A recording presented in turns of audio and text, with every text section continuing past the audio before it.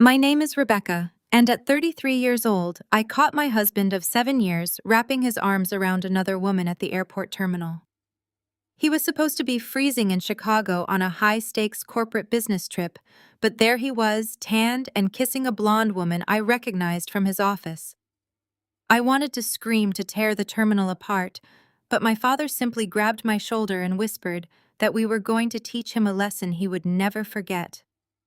Before I reveal the chilling piece of evidence I found hidden in my husband's jacket pocket later that exact same night, tell me where you are watching from in the comments below. Please hit the like button and subscribe if you have ever had your trust completely shattered by the person you loved most. Terminal 3 of the International Airport was a sea of chaotic noise, rolling suitcases and exhausted travelers. I stood near the arrivals gate holding a bright yellow welcome home sign, my heart fluttering with excitement. My parents, Richard and Patricia, were finally returning from a month-long European cruise to celebrate their 40th wedding anniversary. They had sacrificed so much for me growing up, and seeing them enjoy their retirement filled me with immense joy. The heavy sliding doors parted and I spotted them immediately. My mother spotted my sign and waved frantically, her face lighting up with that warm, familiar smile. I rushed forward, wrapping my arms around her and breathing in the comforting scent of her lavender perfume. My father pulled me into a tight hug next, kissing the top of my head and telling me how much they missed me. It was a perfect, happy family reunion, but that perfect moment lasted exactly 10 seconds. As I pulled away from my father, I noticed his posture suddenly go entirely rigid. His smile vanished, replaced by a cold, calculating stare that I had not seen since he retired. For 30 years, my father had worked as a top-tier federal fraud investigator. He had a terrifying ability to spot lies, inconsistencies, and guilty behavior from a mile away. Right now, his sharp eyes were locked onto something over my left shoulder near the international baggage claim carousels. I turned my head to follow his gaze, and the breath was instantly knocked out of my lungs. Standing just 50 feet away near the carousel for flights arriving from the Caribbean was my husband, Grant. We had been married for 7 years. Just that morning, he had called me from what he claimed was his hotel room in Chicago, complaining about the freezing wind and his grueling schedule of tech infrastructure meetings. Yet there he stood, wearing a light linen shirt, sporting a fresh tan, and laughing without a care in the world. But that was not the worst part. Wrapped securely in his arms was a young, striking blonde woman.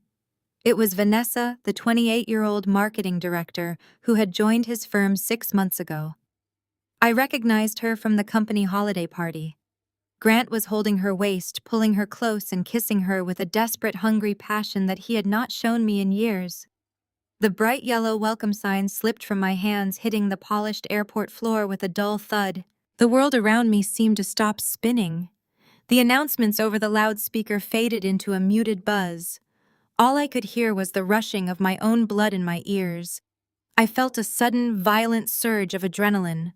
I took a step forward, my mouth opening to scream his name, to march over there and confront them in front of hundreds of strangers, to demand to know how he could do this to me. Before I could take a second step, my father's hand clamped down on my shoulder with a vice-like grip. He pulled me backwards smoothly, steering my mother and me behind a massive concrete pillar, completely out of Grant's line of sight. I struggled against his grip, tears of pure rage welling in my eyes. "Let me go, Dad," I hissed, my voice trembling uncontrollably. "Do you see what he is doing? He lied to me. I have to go over there." My father did not let go. His eyes met mine, cold, sharp, and entirely focused. "Sweetheart, listen to me very carefully," he whispered, his voice dangerously calm. "Do not give them the satisfaction of a scene right now. If you confront him here, he will panic, he will make excuses, and he will immediately start hiding his assets. You do not react with emotion when you are dealing with a liar. You react with strategy. Let us teach him a lesson he will never forget." His words cut through my panic like ice water. I looked at my mother, who was covering her mouth with her hand, tears of quiet fury in her eyes. She nodded slowly, supporting my father's silent command. In a matter of seconds, I had to force the heartbroken, betrayed wife deep down inside and replace her with a cold, calculating observer. I took a shaky breath, nodded to my father, and picked up my dropped sign. We turned our backs on the baggage claim and walked out to the parking garage in absolute silence. The drive back to my house was absolute torture. My hands gripped the steering wheel so tightly, my knuckles turned white. Every time I closed my eyes at a red light, all I could see was Grant kissing Vanessa, his hands tracing her waist. My parents sat in the back seat, offering a silent, grounding presence. We did not discuss the betrayal. We did not need to. The plan was already in motion. We were waiting for Grant to make his next move. After dropping my parents off at their home, I returned to the house I shared with Grant. I spent the next 3 hours pacing the hardwood floors, practicing my facial expressions in the bathroom mirror. I had to look perfectly normal. I could not let a single ounce of suspicion show on my face. At 8 p.m., I heard the familiar sound of his car pulling into the driveway. My heart hammered against my ribs, but I forced my muscles to relax. I walked into the kitchen and pretended to wash a dish as the front door swung open. Grant walked in, dropping his heavy leather travel bag by the entryway with a loud, theatrical sigh. He was wearing his heavy wool winter coat over his suit, a prop clearly meant to sell his Chicago story. He rubbed his eyes, playing the part of the exhausted, hard-working provider to absolute perfection. "Hey, babe," he called out, walking into the kitchen. He leaned in and kissed my cheek. It took every ounce of self-control I possessed not to flinch away from his touch. I could smell a faint trace of coconut sunscreen and an unfamiliar, expensive floral perfume lingering on his skin. "How was Chicago?" I asked, my voice miraculously steady. "Brutal," he groaned, unbuttoning his coat. The wind off the lake was freezing and the corporate acquisition meetings dragged on for 14 hours straight. "I am completely drained, but I managed to close the deal, and I brought you a little something to make up for being away all week." He reached into his briefcase and handed me a small, cheap box of generic chocolates. "I bought them at O'Hare Airport right before boarding," he said, with a charming, boyish smile. The exact smile that had made me fall in love with him 7 years ago. The exact smile he had just given his mistress at the baggage claim. "Thank you, Grant," I said, taking the box and setting it on the counter. "You should go take a hot shower and rest. You work so hard for us." He kissed my forehead, entirely oblivious to the sarcasm dripping from my words. "You are the best wife, Rebecca. I do not know what I would do without you." I watched him walk upstairs, listening to his footsteps fade down the hallway. Once I heard the bathroom door close and the shower water turn on, I dropped the act. The smile vanished from my face. My hands began to shake with a renewed, focused anger. I walked to the entryway where he had carelessly dropped his travel bag and his winter coat. He was so confident in his lies, so arrogant in his deception that he assumed I would never dare to look closely at his things. For years, he had treated me like a naive, simple-minded woman who just did freelance information technology support from the living room couch. He believed I was completely dependent on his corporate success and far too trusting to ever question him. I picked up his heavy winter coat, intending to hang it in the closet. As I draped it over the hanger, I felt a slight crinkle of paper inside the deep inner breast pocket. My breath caught in my throat. I glanced up the stairs, ensuring the shower was still running. Then I slid my hand into the pocket and pulled out a small crumpled piece of thermal paper. I smoothed it out under the bright hallway light. It was not a receipt from a Chicago coffee shop or an Illinois toll booth. It was an airport parking receipt. I read the text printed across the top. It was from the exact local international terminal where I had just picked up my parents. But the details printed below the header were what made my blood run absolutely cold. The receipt was time-stamped for an entry date corresponding to the exact morning he supposedly flew to Chicago. The exit stamp was from just 2 hours ago. But it was the flight tracking validation printed at the bottom of the premium parking stub that sealed his fate. It listed the incoming flight number he had provided the valet service to track his arrival. I pulled out my phone and quickly typed the flight number into a tracking website. The results loaded, instantly glowing brightly against my screen. The flight had not come from Chicago. The flight had originated from Nassau, Bahamas. He had not been sitting in freezing corporate boardrooms. He had spent the last 5 days on a tropical island with Vanessa, while I sat at home making sure his dry cleaning was picked up and his bills were paid. I stared at the crumpled receipt in my hand. He thought he was so smart. He thought he had covered his tracks perfectly. He thought his quiet, accommodating wife would just smile, eat her cheap airport chocolates, and continue managing his household while he lived a double life. I carefully folded the receipt and slipped it into my own pocket, replacing the coat exactly as I found it. I walked into the living room and sat down on the sofa in the dark. My father was right. Screaming at the airport would have been a waste of energy. Grant needed to be dismantled piece by piece, document by document, lie by lie. As I listened to the shower turn off upstairs, a cold, serene smile spread across my face. Grant wanted to play a game of deception. But he had no idea that he had just handed the rulebook to the one woman who possessed the exact skills necessary to destroy his entire world. The next morning, sunlight streamed through our kitchen windows, mocking the absolute darkness that had settled inside my chest. I had not slept a single minute. Every time I closed my eyes, I saw that crumpled thermal parking receipt from the Bahamas. But when I walked downstairs, I wore the mask my father had told me to build.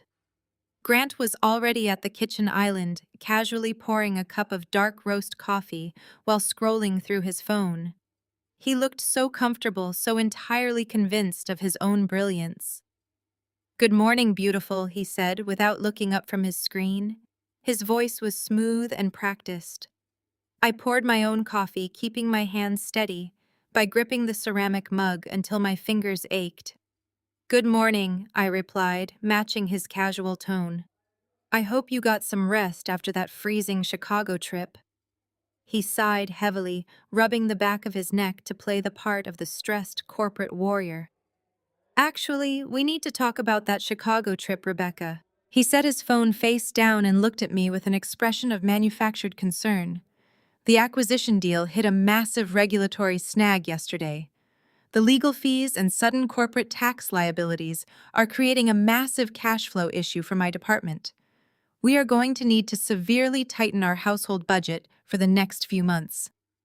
I took a slow sip of my coffee, letting the bitter liquid burn my throat. "Is it that bad?" I asked, feigning a perfect level of wifely worry. "It is a temporary business tax emergency, but it requires immediate liquidity," he explained, leaning forward and placing his hand over mine.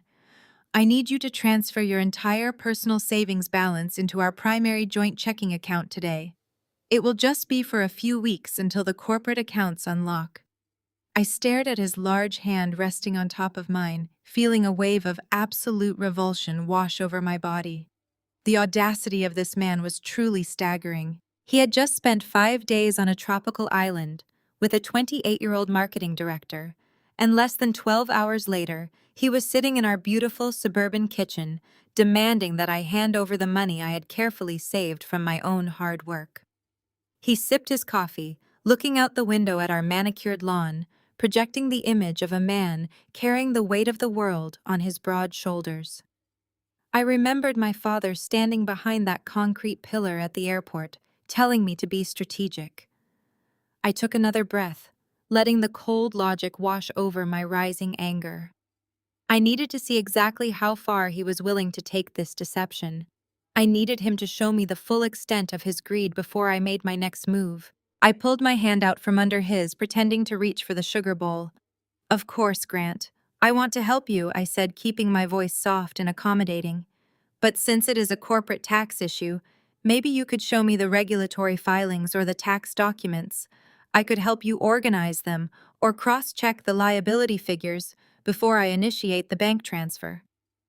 The shift in his demeanor was instantaneous and violent. The charming smile vanished from his handsome face. Grant slammed his heavy ceramic coffee mug down onto the granite countertop with a loud crack that echoed through the quiet kitchen. Coffee sloshed over the rim and stained the pristine white stone. "Just make the transfer, Rebecca." He snapped, his voice sharp and dripping with absolute condescension. "You do freelance information technology support from the living room couch. You fix router issues and update antivirus software for small businesses. You would not understand complex corporate tax structures if I drew you a picture." I looked down at the spilled coffee, feeling the familiar sting of his belittling words. For 7 years, this had been the defining dynamic of our marriage. Grant was the brilliant financial mastermind navigating the high-stakes corporate world, while I was just his simple, quiet wife playing with computers. He had spent years subtly tearing down my confidence, minimizing my intelligence, and convincing me that I was entirely dependent on his financial genius. He controlled the narrative, ensuring I always felt just a little too inadequate to ever question his authority or demand access to the deeper financial realities of our life together. He used my desire for a peaceful home as a weapon to maintain his absolute dominance over my self-worth. He wanted me blind and compliant. He wanted me to believe that without his income and his status, I would be nothing. I swallowed hard, forcing my features to soften into an expression of apologies and complete submission. "You are right," I murmured, looking down at my hands. "I am sorry I questioned you. I will initiate the transfer to the joint account tomorrow morning as soon as the bank opens." Grant let out a long, heavy breath, and his rigid posture relaxed. The momentary monster vanished, replaced once again by the benevolent husband routine. "Thank you, babe," he said, wiping up the spilled coffee with a paper towel. "I know it is stressful, but I promise I will make it all up to you once this Chicago deal officially closes." I spent the rest of the day playing the perfect supportive wife. I made his favorite roasted chicken dinner. I listened to him complain endlessly about fictitious legal hurdles, and I smiled warmly when he kissed me goodnight. I waited in the suffocating darkness of our master bedroom, listening to the steady, rhythmic breathing that signaled he had fallen into a deep, dreamless sleep. At 1 in the morning, I slipped out from under the heavy down comforter and crept silently down the carpeted stairs to his main home office. Grant always believed his digital life was completely secure from any prying eyes. He thought because he used a complex numeric passcode on his sleek corporate laptop that his dirty secrets were locked inside an impenetrable fortress. He was completely unaware that the woman he constantly dismissed as a simple IT support girl possessed the specialized tools and the raw intelligence to dismantle his digital fortress in a matter of seconds. I plugged a specialized encrypted flash drive into the side port of his machine. Within 3 minutes, my custom bypass script had quietly overridden his primary login protocols, leaving absolutely no trace of my unauthorized entry. The high-resolution screen glowed to life, illuminating the dark room with the impending evidence of his betrayal. I did not waste my time looking through his personal emails or his daily browser history. Liars like Grant always covered their basic tracks with meticulous care. I went straight for the hidden system partitions. Using a deep directory search algorithm, I located an invisible desktop folder buried deep inside a mundane system cache file. He had labeled it simply with the letter V. My pulse quickened as I cracked the encrypted folder open. It was filled with dozens of scanned wire transfer receipts and highly confidential offshore banking statements. I began organizing the raw data on a secondary spreadsheet, my eyes rapidly scanning the massive numerical values. Over the last 6 months, Grant had not been managing our marital wealth. He had been systematically bleeding it dry. He had quietly siphoned $180,000 from our joint high-yield investment accounts, breaking the large withdrawals into specific smaller amounts to avoid triggering any automatic bank fraud alerts. He had been stealing our future right out from under me to secretly fund his double life. He had liquidated the bonds we set up for our future children. He had drained the emergency fund we built together. Every time he claimed the market was down or his bonuses were delayed, he was actually wiring our security into the unknown. The sheer volume of the theft was breathtaking. It was not just an affair. It was a calculated financial execution designed to leave me with absolutely nothing when he finally decided to walk away. I dug much deeper into the complex transfer logs tracing the specific routing numbers across the vast international banking network. The embezzled marital funds had not gone to pay for any sudden corporate tax emergencies or Chicago business acquisitions. Every single stolen dollar had been funneled directly into a newly formed offshore shell company. The name of the registered corporate entity stared back at me from the glowing computer screen. V Horizon LLC. V for Vanessa. I opened the most recent PDF document located inside the hidden folder dated just 2 days ago while he was supposedly freezing in a Midwestern boardroom. It was a finalized luxury real estate contract. The shell company V Horizon LLC had just used my stolen $180,000 to clear the massive cash down payment on a $1.2 million luxury beachfront condo in the Bahamas. He had taken his beautiful young mistress on a romantic tropical vacation to hand her the keys to $1 million property bought and paid for with the very money I had helped build. He wanted me to drain my last remaining personal savings today, simply to cover the final closing costs and expensive modern furnishings for his brand new life with another woman. I clicked through the attached photos in the contract file. They showed floor-to-ceiling windows overlooking pristine turquoise waters, white marble countertops, and a massive wraparound balcony. This was the future he was building while feeding me scraps of affection and demanding my total financial obedience. I copied every single document, receipt, and contract onto my encrypted flash drive and safely locked down his computer exactly as I had found it. I wiped the system memory logs, ensuring no digital footprint remained of my midnight audit. I pulled the flash drive free and held it tightly in my palm, feeling the sharp plastic edges press into my skin. He thought he was completely untouchable. He thought I was just a naive domestic wife who would blindly follow his orders and ask no questions.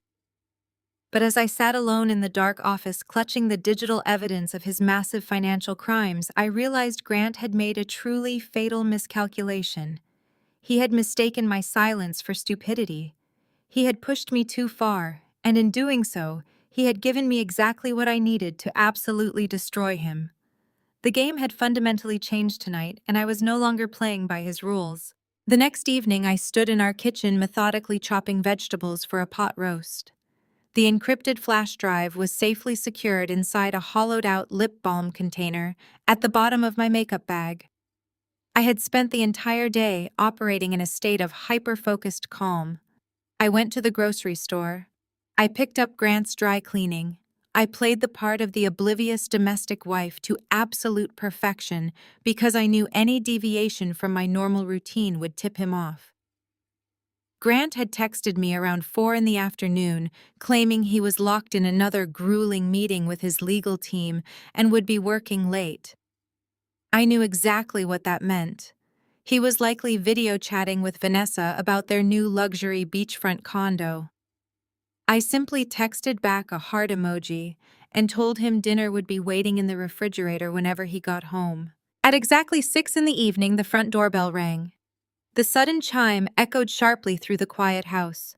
I wiped my hands on a kitchen towel, assuming it was a delivery package or a neighbor dropping by.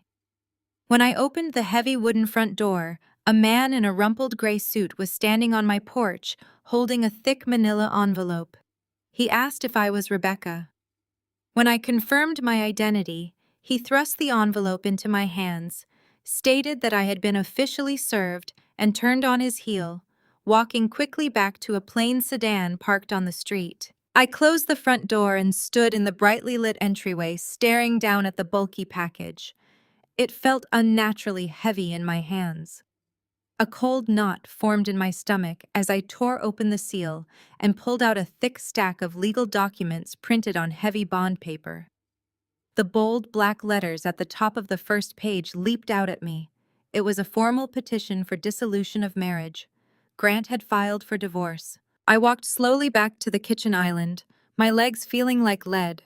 I spread the thick stack of legal papers across the granite countertop, pushing the cutting board aside. He had not just filed for a standard divorce.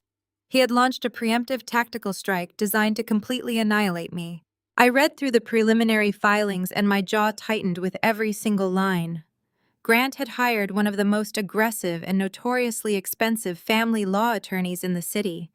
The petition was an absolute masterclass in audacity and manipulation. In the financial disclosure section, Grant claimed complete financial insolvency. He formally stated to the court that his commercial tech infrastructure business had suffered catastrophic market failures over the past year. He claimed he was drowning in corporate debt and that his personal income had virtually disappeared. Because of this fabricated financial ruin, he was officially demanding emergency spousal support from me. The man who had just used my stolen savings to buy his mistress $1 million condo in the Bahamas was petitioning the court to force me to pay him monthly alimony. He claimed that because I worked a steady freelance information technology job, I was the primary breadwinner, and he required my financial assistance to maintain his basic standard of living. It was so utterly outrageous that I let out a sharp, breathless laugh. But the petition did not stop there. I turned to the next page outlining the division of marital assets. Grant was petitioning for exclusive legal rights to our marital home. He wanted me forcibly evicted within 30 days. To justify this demand, his highly paid lawyer had crafted a vicious, entirely fictional narrative about our marriage. The sworn statements claimed that I had been financially unsupportive and emotionally absent for the entirety of our relationship. He painted a picture of a cold, unfeeling wife who refused to support her husband through his difficult business struggles. I gripped the edge of the kitchen island, reading the cruel, calculated words over and over. He stated that my supposed emotional neglect had caused him severe psychological distress. He was building a legal framework to cast himself as the tragic victim of a heartless woman. It was a narrative designed to completely blindside me and leave me entirely destitute. This was exactly how Grant had always operated. For 7 years, he had conditioned me to avoid conflict at all costs. Whenever we argued, he would escalate the situation until I backed down, just to restore peace in our home. He used my natural inclination for harmony as a weapon against me. He fully expected me to receive these devastating legal papers and completely break down. He assumed I would panic at the thought of a lengthy, expensive court battle and the terrifying prospect of being thrown out of my own home. He was banking on my historical tendency to capitulate. He wanted me to read these aggressive demands dissolve into tears and ultimately accept a pathetic lowball settlement just to keep the roof over my head and make the nightmare go away. He thought he could bleed my accounts dry, secure a luxury future with his pregnant mistress, and then legally bully me into handing over the house to fund his exit strategy. It was a brilliant, ruthless plan built on the fatal assumption that I was weak. I took a deep, steadying breath and continued flipping through the towering stack of legal documents. I needed to see exactly how far his lawyer had gone in structuring this fraudulent asset division. I moved past the initial petitions and the fabricated lists of marital debts, navigating toward the supplementary exhibits attached at the very back of the packet. These were the documents meant to prove his claims of financial hardship and list the specific assets he intended to seize. My eyes scanned a seemingly endless list of our shared property and business loans, but as I turned to the final exhibit page, the blood completely drained from my face. It was a formalized property deed. I stared at the black and white photocopy, trying to process what I was seeing. It was the deed to my family cabin in the mountains. The property was a modest rustic home nestled in the dense pine forests of Colorado that my grandfather had built with his own hands. It was the place where I had spent every summer of my childhood running through the woods and fishing in the nearby creek. It had been passed down to me after my mother inherited it, and it was the only piece of real estate I owned completely in my own name long before I ever met Grant. It held immense sentimental value, and I had explicitly told him years ago that the cabin would never be considered a marital asset under any circumstances. Yet here it was attached to his divorce petition as a leveraged asset. I read the fine print detailing the specifics of the document. The deed had been legally restructured and submitted as collateral for a massive commercial business loan taken out by his tech startup company. He had used my childhood inheritance to secure a massive line of credit for his failing business ventures. He had risked the one place in the world that truly felt like my own, just to prop up his house of cards. But the property was exclusively in my name. He could not legally leverage it without my explicit consent and physical presence before a notary public. My eyes darted to the bottom of the page where the authorization signatures were required. There, on the designated line, was my full legal name signed in blue ink. I leaned closer, my heart hammering a frantic rhythm against my ribs. I studied the loops and the slants of the handwriting. The way the first letter swooped and the sharp angle of the final character were nearly perfect imitations of my handwriting. He must have spent hours tracing my signature from old checks or greeting cards just to perfect the forgery, but it was not my signature. I had never seen this document before in my life. I had never sat in front of a bank official and signed away my family cabin to secure his business loans. The signature was completely and undeniably forged. I stood frozen in the bright kitchen, the harsh reality of the situation washing over me in cold, terrifying waves. Grant had not just lied about an affair or hidden money in an offshore account. He had crossed a massive legal boundary. Forging a signature on a property deed to secure commercial lending was not just a sleazy divorce tactic. It was a severe financial crime. He had committed felony fraud. I looked from the forged signature to the rest of the divorce petition. He had handed this falsified document directly to his own high-powered attorney, who had then formally submitted it to the family court system. Grant was so arrogant, so thoroughly convinced of his own invincibility that he believed he could commit blatant forgery, and I would be too stupid or too intimidated to ever notice the discrepancy. He thought I would just cry over the divorce papers and never read the fine print of the attached exhibits. A strange, powerful sense of clarity settled over me, replacing the initial shock.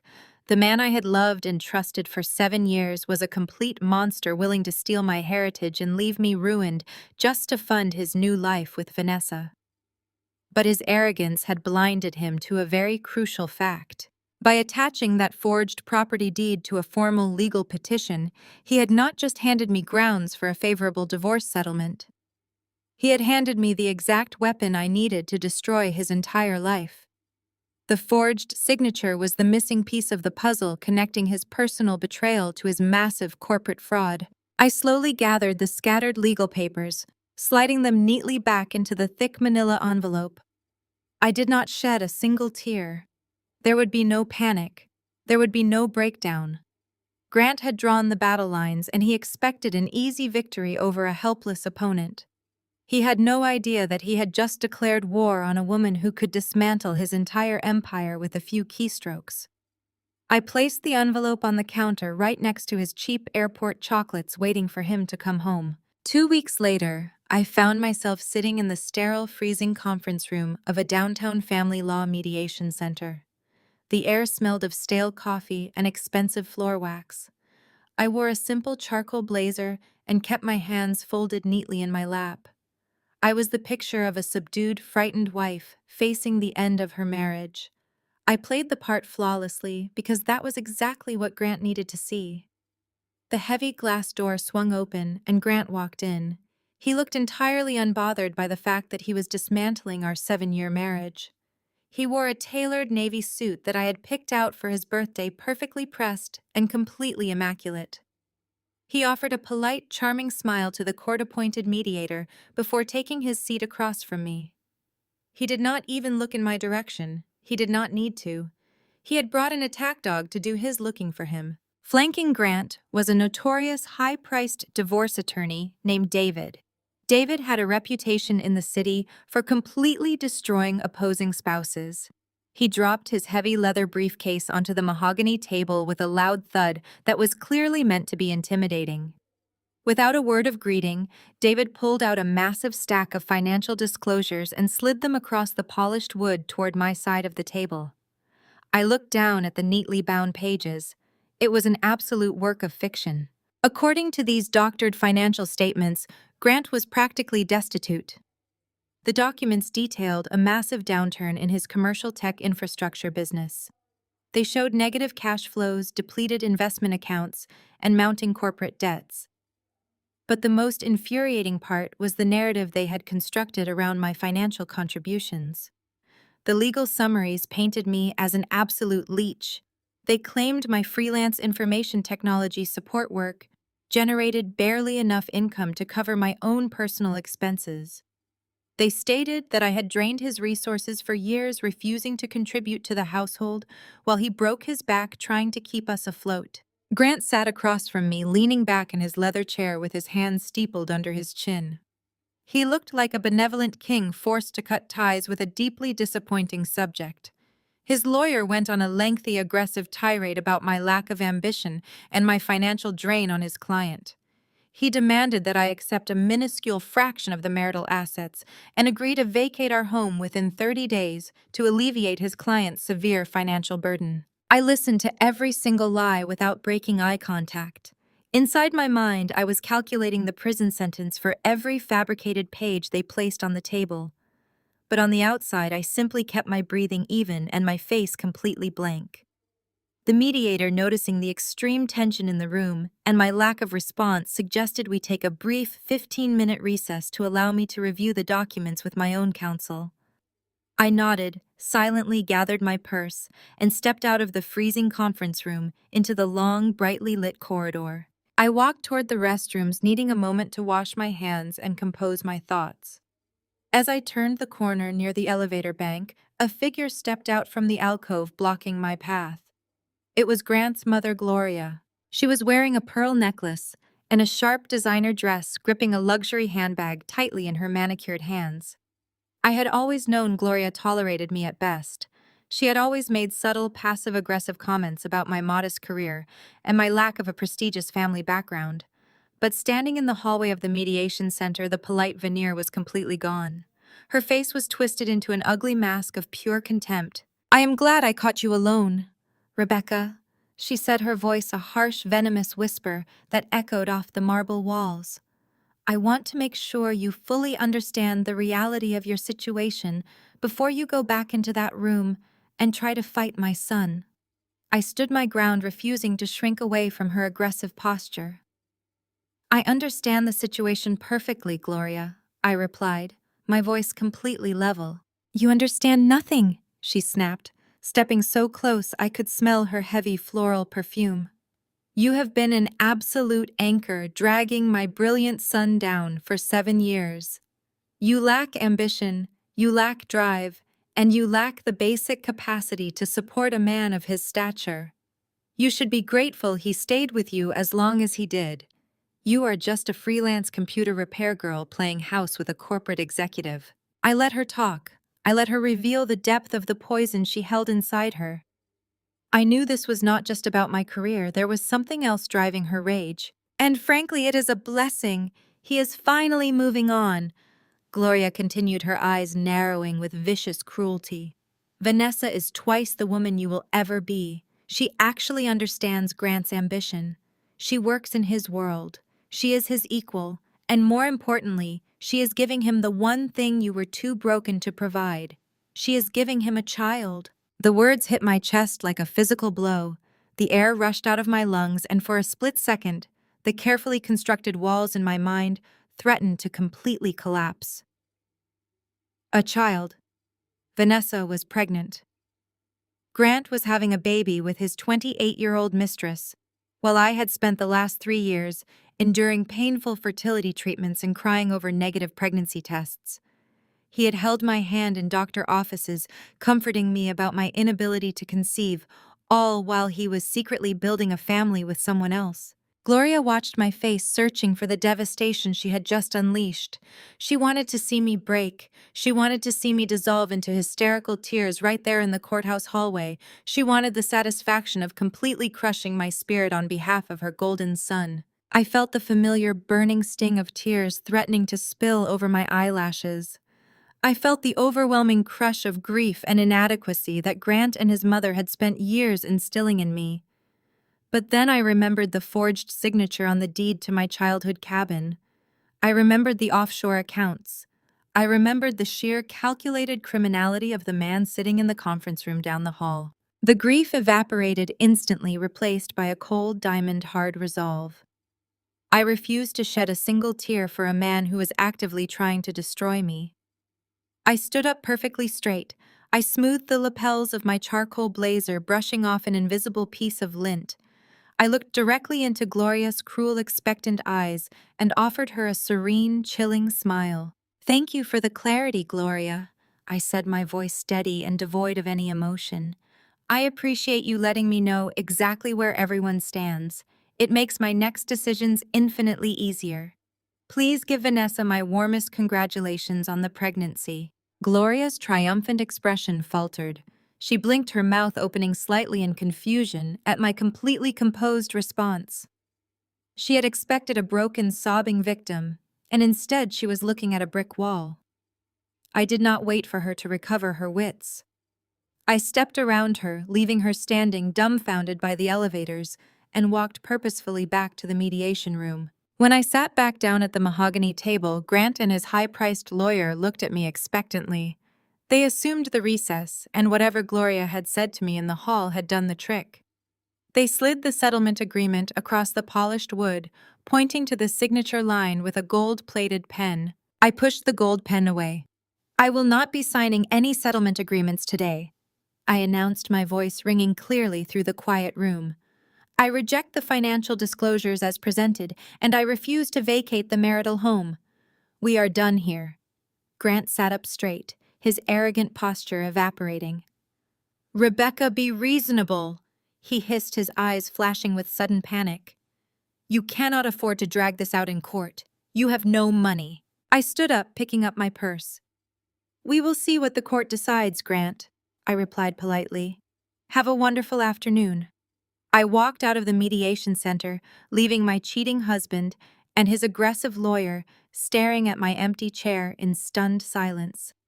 I drove straight to my father's house on the outskirts of the city. I did not cry during the drive. I did not scream.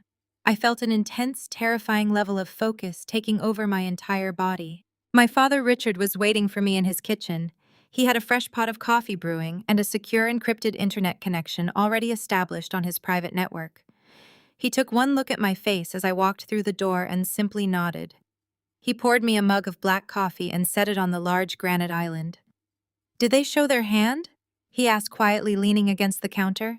They showed everything, I replied, taking the hot mug, and Gloria was kind enough to inform me that the mistress is pregnant.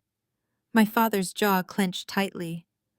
A dark, protective fury flashed in his eyes, but he kept his voice completely controlled. Then we do not hold anything back, sweetheart. It is time to go to work. I sat down at a high-backed stool, pulled my heavy specialized laptop from my bag, and opened the screen. My fingers flew across the keyboard, typing in a sequence of complex master credentials that bypassed 3 separate layers of military-grade security firewalls. I navigated past the dummy interface I used for my supposed freelance tech support jobs and opened the hidden encrypted portal. I was not a simple freelance IT girl fixing routers from my living room couch. I was an elite digital forensics and financial compliance auditor. I ran a highly successful anonymous agency that specialized in stress testing multi-million-dollar corporate loans for federal banks. I was the ghost in the machine, the invisible entity that federal regulators hired to hunt down hidden assets, offshore shell companies, and corporate embezzlement before they approved massive lines of credit. Grant had spent 7 years mocking my career, completely unaware that my agency possessed the legal authority and the raw digital power to dismantle corporate empires. He had demanded my total financial obedience because he thought he was the undisputed king of his world. I logged into my secure pending contracts queue and scanned the encrypted requests. There, at the very top of the list, was a highly urgent priority notification. Apex National Bank had just officially offered my compliance firm a massive specialized contract. They required a strict, intensive risk assessment audit on a high-risk commercial tech startup that was currently seeking a $15 million capital injection. I clicked on the preliminary file, opening the applicant details. The name of the tech startup seeking the massive federal bank loan glowed brightly on my screen. The chief executive officer listed on the application was Grant. The chief financial officer listed right below him was Vanessa. They were asking the federal government for $15 million, and the bank had just handed the keys to their entire financial future directly to the wife they were actively trying to destroy. They were about to discover the catastrophic consequences of severely underestimating the woman they had chosen to betray. I closed the preliminary file and prepared to infiltrate their fraudulent shell game. The bright green confirmation message on my screen was the digital equivalent of kicking down the front door of Grant's carefully constructed fortress. With my contract officially accepted by Apex National Bank, I no longer had to rely on sneaking onto his personal laptop in the dead of night. I now possessed the absolute legal authority to demand every single piece of financial documentation associated with his tech startup, his personal accounts, and the offshore entities tied to his chief financial officer. I sat next to my father at the kitchen island, watching as the encrypted portal began populating with raw data. It started as a trickle and quickly turned into a massive flood of digital information. Corporate tax returns, specialized payroll records, private investor communications, and months of detailed bank statements flowed directly into my secure server. Grant and Vanessa had been legally compelled by the bank to submit their entire financial history to secure the $15 million loan. They had handed over the blueprints to their own destruction without a second thought. My father pulled up a chair beside me, a fresh pot of coffee sitting between us. For the next several hours, the two of us operated in a state of absolute hyper-focused synchronization. This was his element. After 30 years as a federal fraud investigator, my father knew exactly how financial criminals tried to hide their tracks. He pointed to a series of incoming capital declarations on the screen, his sharp eyes catching a severe inconsistency. "Pull up the initial asset disclosures they submitted to the bank," my father instructed, his voice low and steady. "Cross-reference the capitalization dates with that forged property deed you found in the divorce petition." I ran the specific search algorithm, aligning the timelines of the two documents. The results were instantaneous and deeply infuriating. Grant had listed my childhood family cabin in Colorado as the primary tangible asset securing his entire corporate operation. He had used the forged deed to artificially inflate the net worth of his tech startup, making it appear financially solvent to early investors. The business was a complete hollow shell. Without my inherited property propping up his balance sheets, the company would have been flagged as bankrupt before it ever got off the ground. "He stole your past to fund a future you were not even going to be part of." My father said, a dark protective anger radiating from his rigid posture. "But we are going to make sure he does not get a single dime of that federal money." I nodded, my fingers moving rapidly across the keyboard as I dug deeper into the operating accounts. I wanted to see exactly how Grant was managing the daily cash flow of this supposedly booming tech empire. What I uncovered over the next 2 hours was not just a case of simple marital embezzlement. It was a massive, highly illegal financial house of cards. Grant was actively running a textbook Ponzi scheme. He had taken on massive amounts of high-interest debt from dangerous private creditors in the early days of his startup. Instead of using incoming investment capital to develop actual technology or build infrastructure, he was constantly shuffling money around to pay off those early aggressive lenders. He was robbing Peter to pay Paul, desperately trying to keep the private creditors at bay while he waited for the massive $15 million injection from Apex National Bank to wipe the slate clean. But the private creditors were only half of his cash flow problem. The other massive drain on his corporate accounts was Vanessa. I opened the detailed expense reports linked to the corporate cards they had submitted. My cheating husband was bleeding his own failing company dry to fund his mistress's lavish lifestyle. The ledgers showed tens of thousands of dollars spent on designer wardrobes, exclusive five-star dinners in the city, and private chartered flights for their supposed business trips. He had used the stolen funds from our joint marital accounts to secure the down payment on the $1 million luxury condo in the Bahamas, but he was using the stolen corporate funds to furnish it. I sat back in my chair, taking a slow sip of my coffee. The sheer arrogance of his operation was staggering. Grant truly believed he was a corporate genius, a master manipulator who could juggle an oblivious wife, a demanding pregnant mistress, angry private creditors, and the federal banking system all at the same time. He was so blinded by his own ego that he could not see his entire life was dangling by a single fragile thread. And I was currently holding the scissors. "Let us trace the specific routing numbers on those offshore wire transfers," I said to my father, pulling up the hidden folder I had copied from Grant's laptop the night before.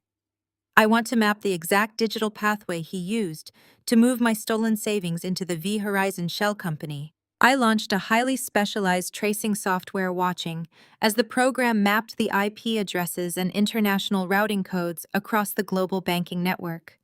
The screen displayed a complex visual web of transactions showing the money flowing from our local joint account in the city, bouncing through a series of anonymous intermediate accounts, and finally landing in the primary offshore holding account in the Bahamas.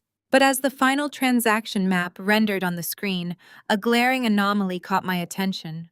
I leaned closer to the monitor, my eyes narrowing at a secondary routing protocol that had automatically executed just seconds after the main deposit hit the V Horizon account. "Look at this," I said, pointing to a small, nearly invisible digital tether branching off from the main offshore account. The money does not just sit in the primary account. Every single time Grant wires funds into the shell company, a secondary automated script instantly triggers.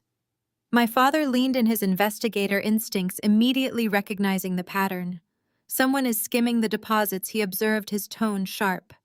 "They are taking a cut right off the top before the funds settle." I ran a rapid calculation on the diverted amounts. It was exactly 10%. Every single time Grant stole money from our marriage or his company to fund their tropical getaway, exactly 10% of that deposit was being quietly siphoned away into a completely separate, heavily obscured private account. I deployed a decryption tool to crack the masking on the secondary destination account. The routing numbers traced back to a highly secretive banking institution located in the Cayman Islands. It took my system several minutes to brute force its way through the security protocols protecting the account holder's identity. The tension in the kitchen was palpable as we waited for the progress bar to reach 100%. When the final encryption layer broke, the true identity of the account holder flashed brightly across my screen. I let out a sharp, genuine laugh of pure disbelief. The private hidden account in the Cayman Islands did not belong to Grant. It belonged exclusively to Vanessa, registered quietly under her maiden name. The revelation was absolutely brilliant in its deception. Grant thought he was the ultimate puppet master, controlling both his wife and his mistress while building a secret empire. He believed Vanessa was just his beautiful, compliant partner, entirely devoted to his grand vision and dependent on his generosity. He had no idea that the young woman he had destroyed his marriage for was actively robbing him blind. Vanessa was not just a naive mistress enjoying the spoils of his corporate fraud. She was a calculated, greedy opportunist who was systematically skimming 10% of his stolen funds to build her own private safety net. She was stealing from the man who was stealing for her. My father chuckled, shaking his head as he looked at the banking details. "There is no honor among thieves," he noted dryly. "She knows his startup is a fragile Ponzi scheme. She knows he is drowning in private debt. She is securing her own golden parachute for the exact moment his entire operation inevitably collapses." I saved the explosive data files directly into my final federal audit report. The dynamic of the situation had just shifted from infuriating to incredibly entertaining. Grant had filed for divorce and forged my signature because he thought I was his greatest liability. He had no concept that the real threat to his existence was the pregnant 28-year-old woman sleeping in his bed. I closed the secure banking portal and shut down my laptop. The sun was just beginning to rise, casting a pale gray light across my father's kitchen. We had spent the entire night dismantling the financial architecture of my husband's fraudulent life, and the results were more devastating than I could have ever hoped. I possessed the irrefutable proof of his embezzlement, his federal wire fraud, and his impending corporate collapse. But more importantly, I now held the absolute proof of Vanessa's ultimate betrayal against him. I gathered my things, feeling a deep, powerful sense of anticipation settling into my bones. Grant and Vanessa had built their arrogant, cruel little world on a foundation of lies and stolen money. Tomorrow I would watch them try to play their parts as the perfect corporate power couple, completely unaware that I was holding the match that would burn their entire empire to ash. The cardboard boxes were stacked neatly in the center of the living room. I spent the entire morning carefully wrapping winter coats and old books in heavy packing paper, playing the role of the defeated, discarded wife to absolute perfection. It was a Saturday afternoon, and Grant had texted me earlier that day with a staggering display of audacity. He claimed he needed to stop by the house to take some preliminary measurements for future renovations. He stated that the property needed significant upgrades before he could comfortably reside there full-time. He was casually claiming ownership of the home I had paid the primary mortgage on for the last 7 years. But his text message contained an even sharper poisoned barb. He announced he was bringing a colleague to assist him with the interior design choices. I knew exactly who that colleague was. When the front door handle clicked and the heavy wood swung open, I was kneeling on the floor, taping a box shut. Grant walked in wearing a casual weekend sweater, looking entirely relaxed. Right behind him, stepping into my foyer with a triumphant, predatory smile, was Vanessa. She wore a tailored beige trench coat and carried an expensive leather clipboard. Her blonde hair was perfectly styled, and she looked around my home with the greedy, evaluating eyes of a conqueror claiming her newly acquired territory. Grant did not even have the decency to look embarrassed. He gestured around the living room as if I was merely a hired moving service temporarily occupying his space. "Rebecca, I need to get some square footage estimates for the contractors," he said, his voice dripping with forced professional detachment. "Vanessa has an excellent eye for spatial design, so she is going to help me rethink the open concept flow. Try to stay out of our way while we work." I kept my eyes lowered and nodded silently, pressing the packing tape down against the cardboard. "I am just finishing up in here," I murmured, keeping my voice appropriately small and submissive. Grant pulled a laser measuring tool from his pocket.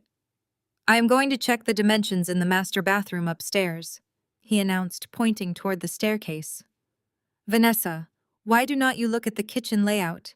See if we can knock down that load-bearing wall to expand the entertaining space." "Sounds perfect, Grant," Vanessa purred, her voice carrying a sickeningly sweet tone. "Take your time." Grant jogged up the stairs, leaving the two of us completely alone on the main floor. The moment his footsteps faded down the second-floor hallway, Vanessa dropped the professional interior designer act entirely. She walked slowly into my kitchen, her expensive heels clicking sharply against the hardwood floor. She ran her manicured fingers over my granite countertops, a look of deep satisfaction settling onto her young face. I stood up from the boxes and walked toward the kitchen island, waiting for her to make the first move. I knew she had not come here to measure walls or discuss open-concept entertaining spaces. She had come here to gloat. She wanted to look the discarded wife in the eye and revel in her ultimate victory. "It really is a beautiful house," Rebecca, Vanessa said, turning to face me. Her tone was laced with heavy, artificial sympathy. "It is just a shame the decor is so terribly dated. Grant needs a space that reflects his current trajectory. He is building an empire now, and he requires a home that matches his massive ambitions." I stood perfectly still, watching her perform. It was absolutely fascinating to observe her arrogance in person. Here was a 28-year-old woman who thought she was the brilliant architect of a massive corporate takeover. She truly believed she had won the ultimate prize. She had absolutely no idea that I had spent the entire night mapping her secret Cayman Islands bank account, where she was actively skimming 10% of Grant's stolen offshore funds. She was standing in my kitchen insulting my decor while simultaneously robbing the man she claimed to be building an empire with. "You must be very proud of him," I said, keeping my facial expression completely neutral. "I am proud of us," Vanessa corrected sharply, stepping closer to the kitchen island. "We are partners in every sense of the word. I am not just his future wife, Rebecca. I am the chief financial officer of his new tech startup. We are securing $15 million in federal funding this month. We are operating on a level you could never possibly comprehend." She reached into her designer trench coat pocket and pulled out a sleek leather checkbook. She uncapped a gold pen and quickly scribbled something across a check, tearing it from the booklet with a sharp, satisfying rip. She slid the small piece of paper across the granite countertop toward me. I looked down at it. It was a personal check written out to me for exactly $500. Grant told me about your pathetic financial disclosures during the mediation, Vanessa said, her voice dropping into a mocking, sympathetic whisper. He told me you are completely broke and struggling to afford a basic security deposit for a new place. I know you only do some low-level computer repair work, and I honestly feel a little bit sorry for you. Take the money, Rebecca. Find yourself a cheap little studio apartment somewhere in the suburbs. Consider it a parting gift from the new chief financial officer. I stared at the $500 check resting on the counter. The absolute irony of the situation was almost too heavy to bear. This woman was offering me $500 out of manufactured pity while actively participating in a $15 million federal banking fraud scheme that I was currently being paid by the government to investigate. I did not throw the check back in her face. I did not scream or demand she leave my house.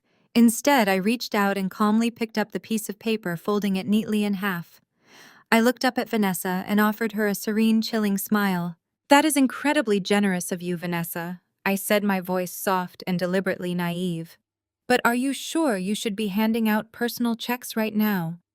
Grant mentioned that his business is facing some severe debt issues. As the chief financial officer, are you not legally liable for those corporate debts? I mean, I only do simple computer work, but I heard that signing those big federal bank loans can be really risky if the company goes under. Vanessa let out a sharp, condescending laugh, tossing her blonde hair over her shoulder. She looked at me like I was the most pathetic, unintelligent creature she had ever encountered. You really do not understand how corporate finance works, do you, Rebecca? She sneered, her eyes flashing with pure, unadulterated arrogance. I am not personally liable for anything because we are securing the funding through bulletproof federal collateral. Grant trusts me completely.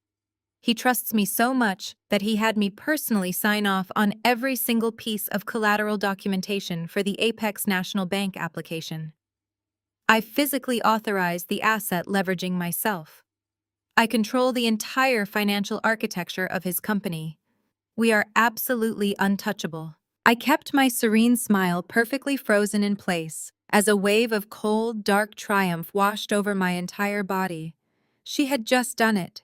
She had just handed me the final devastating piece of the puzzle.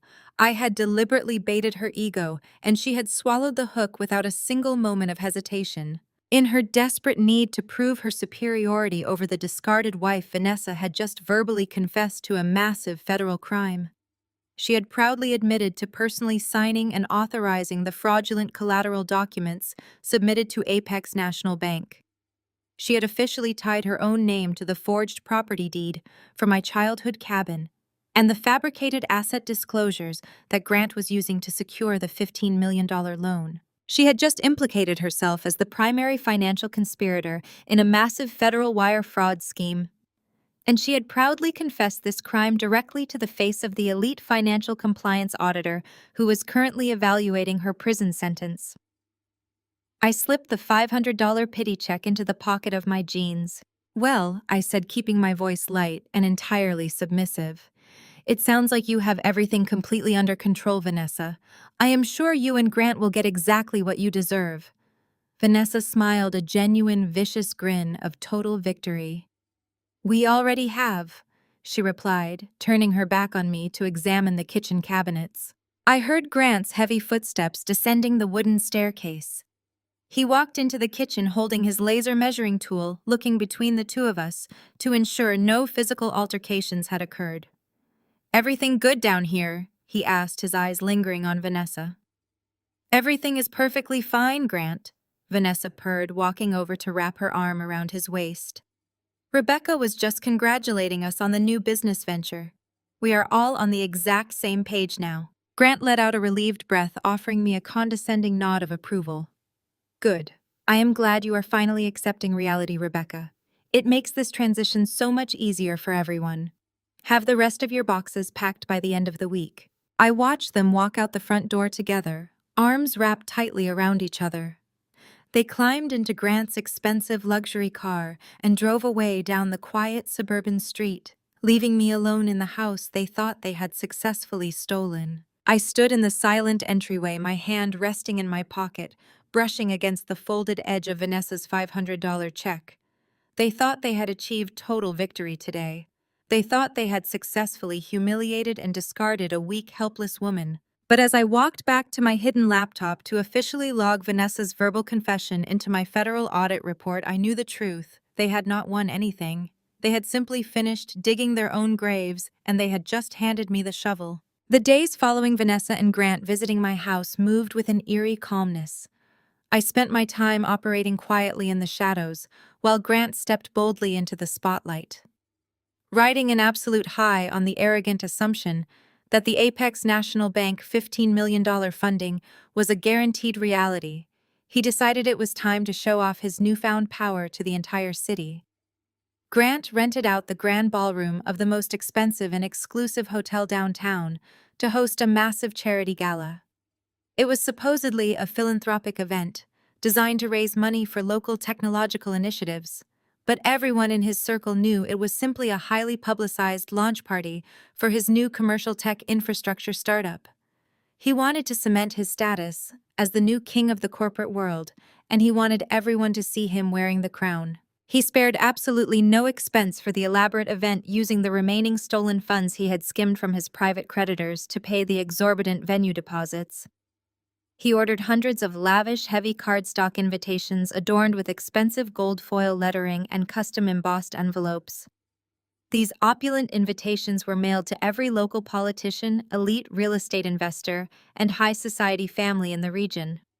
He wanted a massive captive audience to witness his crowning achievement. He craved the validation of his peers more than anything else in the world. I learned about the details of the gala, not through the local news or mutual friends, but through a direct, deeply personal insult. I had recently set up a secure post office box to handle my personal mail and legal correspondence away from the marital home. When I stopped by the small post office to check my box on a quiet Tuesday afternoon, I found a thick, heavy envelope waiting for me. I recognized the expensive textured paper immediately. I tore the envelope open and pulled out one of Grant's gold-foiled gala invitations. The elegant card proudly listed Grant as the Chief Executive Officer and Vanessa as the co-founder and partner. But what caught my immediate attention was a bright yellow sticky note slapped right across the center of the beautiful typography. The sharp, slanted handwriting belonged unmistakably to my mother-in-law, Gloria. I read the harsh black ink scrawled across the yellow paper. Gloria had written that I needed to see what real success actually looked like, but that I should not bother showing up to the event because I would only embarrass myself and ruin her son's perfect evening. She had taken the time to mail the invitation specifically to gloat, to remind me that I was a discarded failure, while her son was ascending to the absolute pinnacle of wealth and status. I did not feel a single ounce of sadness or rejection as I stared at Gloria's cruel handwritten note. I simply folded the thick invitation and placed it carefully into my leather purse. Gloria and Grant were practically begging for me to witness their moment of ultimate triumph. I decided right then and there that I was going to give them exactly what they asked for. I returned to my father's kitchen island, where I had transformed the bright open space into a secure federal command center. I sat down at my encrypted laptop, cracked my knuckles, and poured all of my intense focus into compiling the final devastating risk assessment audit report for Apex National Bank. This was not a simple financial summary or a basic background check. It was a lethal 400-page document that methodically outlined every single crime Grant and Vanessa had committed over the past year with flawless precision. I spent hours formatting the complex digital flowcharts, ensuring that the path of the stolen money was completely impossible to deny or explain away. I linked the initial capital declarations of Grant's fraudulent tech startup directly to the forged signature on the deed to my childhood family cabin. I detailed exactly how he had used my stolen property to artificially inflate his corporate net worth and deceive early backers. I included the comprehensive offshore routing maps, proving beyond any shadow of a doubt that he was actively running a massive Ponzi scheme. The report clearly demonstrated how he was using the anticipation of the federal bank loan to placate his dangerous private creditors, while simultaneously funding Vanessa's luxury beachfront condo in the Bahamas. But the absolute masterpiece of the entire audit was the final section dedicated entirely to the chief financial officer. I included the definitive, undeniable proof of Vanessa's secret offshore account located in the Cayman Islands. I provided the specific digital transaction logs showing exactly how she was quietly skimming 10% off the top of every single stolen dollar Grant funneled into their main shell company. I made sure her verbal confession from my kitchen was fully documented, transcribed, and cross-referenced with her physical signature on the fraudulent federal loan applications. I painted a picture of a conspiracy so deep and so corrupt that no lawyer on earth could ever defend it. When the 400-page report was finally complete, it was a flawless, airtight blueprint for a federal indictment. My father stood behind me reading the final executive summary over my shoulder. He gave me a slow, proud nod of approval, his retired investigator eyes shining with absolute satisfaction. It was time to deliver the execution order. I utilized my secure corporate channels to request an immediate mandatory video conference with the Chief Executive Officer of Apex National Bank. Because my compliance agency operated at the absolute highest level of federal authority, the bank's CEO cleared his entire afternoon schedule to take my urgent call.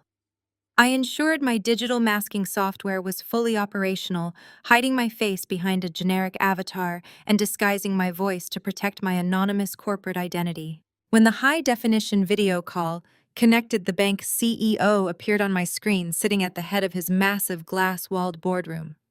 He greeted my alias with deep professional respect, fully expecting a standard risk assessment briefing and a simple green light for the loan.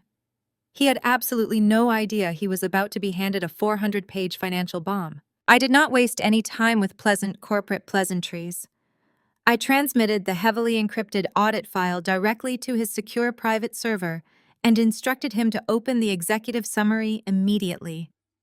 I watched his face closely on the video monitor as his eyes scanned the first few paragraphs of my findings. The relaxed professional demeanor vanished in an instant, replaced by a mask of absolute horror and pure, unadulterated outrage. I walked him through the data using cold, hard, irrefutable facts. I explained the forged property deeds, the massive hidden debts owed to aggressive private creditors, and the complex offshore embezzlement network. I detailed exactly how Grant and Vanessa were attempting to use his prestigious banking institution to secure a $15 million lifeline for a completely fraudulent hollow shell company. The CEO was absolutely furious. He gripped the edge of his mahogany conference table so tightly his knuckles turned white, his face turning a deep shade of angry red. He realized instantly that if my agency had not caught this elaborate deception, Apex National Bank would have handed $15 million to a pair of ruthless criminals, and the bank would have suffered a catastrophic, highly public financial loss that would have ruined their reputation. He thanked me profusely for my exceptional forensic work and immediately declared that the loan application was officially denied. He stated he was going to hand the file over to his internal legal team right now to begin the standard rejection process and notify the authorities. I stopped him right there. I told the furious CEO that simply mailing a standard rejection letter was not going to be enough to handle this specific situation. Grant and Vanessa had committed severe federal wire fraud, and if they received a quiet rejection notice, they would immediately realize the game was up. They would panic, liquidate whatever stolen assets they had left, and flee the country before the authorities could ever build a solid case against them. I proposed a completely different strategy to ensure they faced ultimate justice. I told the CEO about the lavish gold-foiled invitations and the massive charity gala Grant was hosting the very next night. I explained that Grant was incredibly arrogant and fully expected the bank to use the high society event as a public relations opportunity to proudly announce the $15 million funding. The CEO listened intently, his initial rage slowly giving way to deep, intrigued curiosity as I laid out the mechanics of my plan. I told him that he needed to attend the gala in person, carrying a massive ceremonial check, just like Grant expected.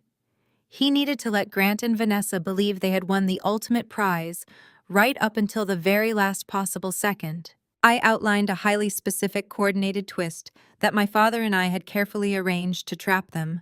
I needed the bank CEO to play a crucial vital role in cornering the criminals on a massive public stage where they could not possibly escape or deny their crimes. The CEO leaned back in his tall leather chair, a slow, shark-like smile spreading across his face. He despised being manipulated by arrogant fraudsters, and he absolutely loved the tactical brilliance of my trap. He agreed to attend the gala and follow my exact instructions to the letter. The trap was officially set and ready to be sprung. I ended the secure video call and closed my laptop, feeling a massive rush of pure adrenaline course through my veins. Grant and Vanessa were currently spending their evening picking out expensive tailored outfits and practicing their smug victory speeches for the gala, completely unaware that the ground beneath them had just opened up. They thought they were hosting a glorious celebration of their new untouchable empire. They had absolutely no idea they had just invited the entire city to witness their absolute destruction. The sun climbed higher over the trees outside my father's kitchen window, casting long shadows across the granite island, where we had spent the entire night building our trap. I had just closed the encrypted video call with the bank executive, and the silence in the room felt heavy with anticipation. My father stood up and stretched his back, pouring the last of the dark coffee into a ceramic mug. He looked down at the physical copies of the forged property deed and the offshore wire transfers we had printed out for our own physical records. "The bank is handling the corporate side of the rejection," my father said, his voice dropping into the low, serious register he used during his days as a federal investigator. "But corporate rejection is not enough for what Grant has done to you. It is time to bring in the heavy artillery." He pulled his secure cell phone from his pocket and scrolled to a number he had not dialed since his retirement party 5 years ago. He was calling his former partner, who was now the regional director of the white-collar crime division at the Federal Bureau of Investigation. I sat completely still and listened as my father bypassed standard reception desks and was routed directly to the director's private secure line. The conversation was brief, but packed with heavily coded professional terminology. My father explained that he possessed a pristine, fully documented compliance audit detailing a massive active corporate fraud scheme. He mentioned the specific dollar amounts, the forged real estate deeds, and the offshore shell companies. Within 10 minutes, a secure federal upload link appeared on my laptop screen. I transmitted the entire 400-page audit report directly into the federal database using my anonymous corporate credentials. We did not have to wait long for a response. Less than 2 hours later, the federal director called my father back on a secure encrypted video channel.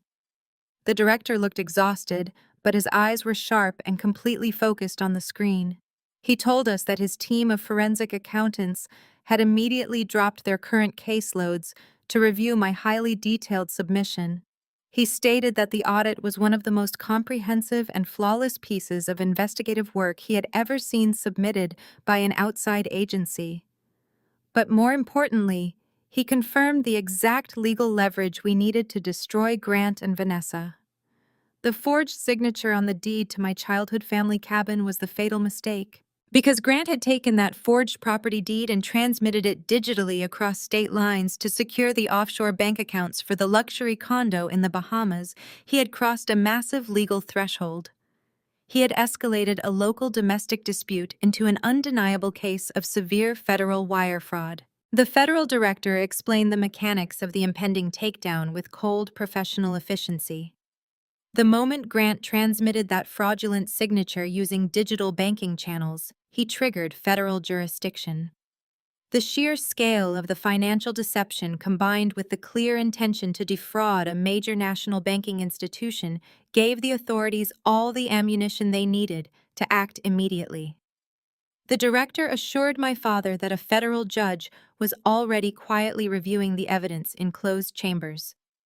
Because my audit provided irrefutable tracking of the stolen funds from our joint marital accounts to the Cayman Islands skimming account, there was no need for a lengthy preliminary investigation.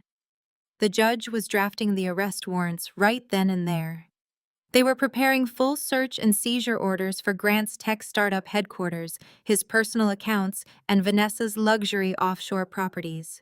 The director agreed to hold the execution of the warrants until the exact moment of the charity gala, allowing the bank executive to spring the initial trap before the agents moved in to secure the arrests. With the federal machinery officially set into motion, I left my father's house and drove back into the city. I had one final crucial piece of preparation to handle before the gala tomorrow night. I was not going to show up to the most important event of Grant's life wearing a subdued, modest dress from my old closet. For 7 years, I had dressed to blend into the background. Grant had always preferred me in soft, neutral colors that never drew attention away from his expensive tailored suits. He wanted a wife who looked polite, accommodating, and entirely forgettable.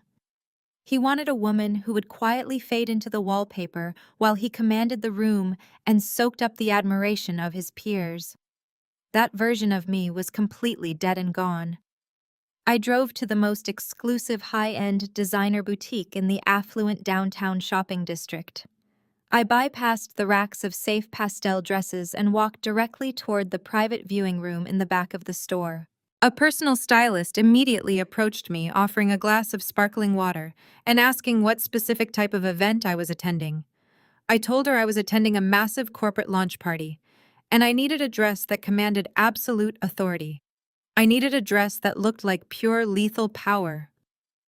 She brought out several options, but the moment I saw it, I knew it was the only choice. It was a breathtaking floor-length designer gown in a shade of brilliant, vivid crimson. The silk fabric was expertly draped, featuring a sharp architectural neckline and a daring slit that exuded total, unapologetic confidence. I stepped into the fitting room and slipped the heavy silk over my shoulders. When I looked in the full-length mirror, the transformation was staggering. I did not look like a heartbroken, betrayed wife. I did not look like a quiet freelance computer technician. I looked like a woman who could burn an empire to the ground and walk away completely unscathed. I was dressing for an execution, and this crimson gown was my absolute armor. I purchased the incredibly expensive crimson dress using the secure corporate credit card linked directly to my highly successful compliance agency. Grant had constantly belittled my financial contributions and mocked my modest lifestyle, completely unaware that I could buy out the entire luxury boutique without making a dent in my true net worth. I carried the heavy garment bag out of the store, feeling a deep, powerful surge of adrenaline coursing through my body. The timid, accommodating woman who used to apologize for taking up space was entirely gone. I walked down the busy city street, with my head held high, my posture perfectly straight. I was returning to the marital home we shared, not to cower or pack my belongings into sad cardboard boxes, but to finalize the digital snare I had laid for my cheating husband and his arrogant mistress.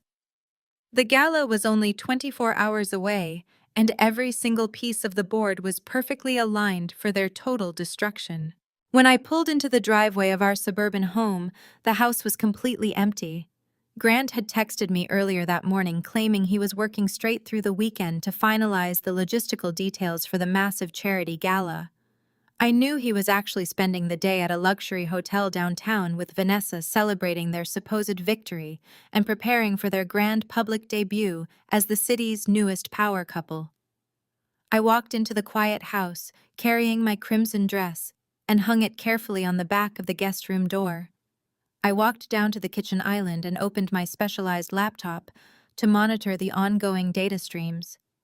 Because I had officially gained federal authorization through the bank audit, my sophisticated monitoring software was now directly tethered to all of Grant's personal and professional digital accounts. I could see every email, every calendar update, and every single financial transaction in real time. I was pouring myself a glass of cold water when a frantic red alert box suddenly popped up on my laptop screen.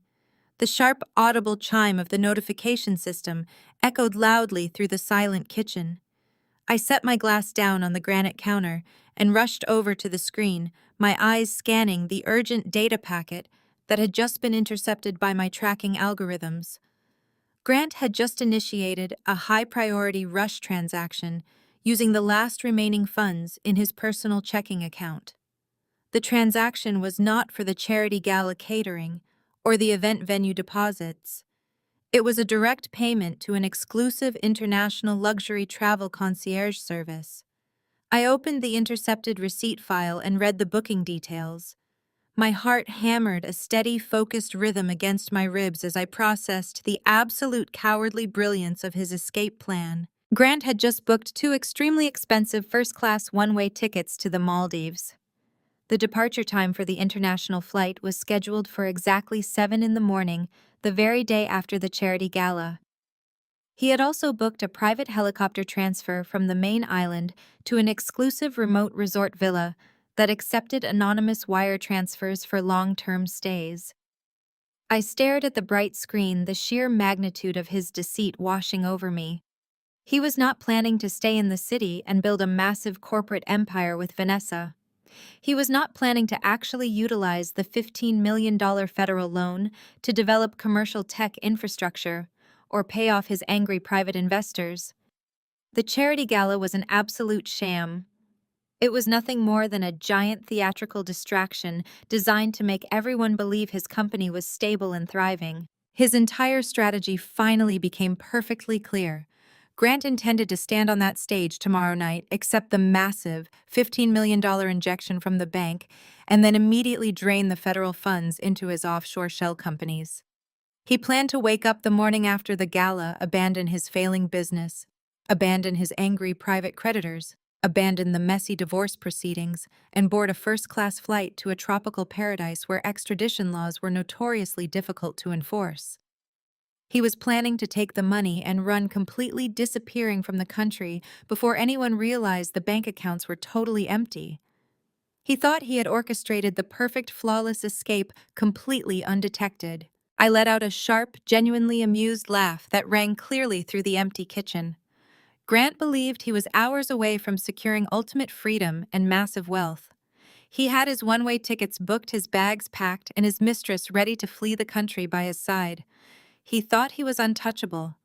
He had absolutely no idea that his rushed travel booking had just provided the Federal Bureau of Investigation with the definitive, undeniable proof of his immediate flight risk. This single digital receipt guaranteed that the federal agents would not wait politely outside the venue or delay their response. It guaranteed they would breach the ballroom doors and execute the arrest warrants directly on the gala stage to prevent him from fleeing federal jurisdiction. He had just locked the doors of his own prison cell. I smiled at the glowing laptop screen, closed the tracking window, and went upstairs to prepare for the best night of my life. The crimson designer gown clung to my frame like a second skin, the heavy silk pooling beautifully around my silver heels.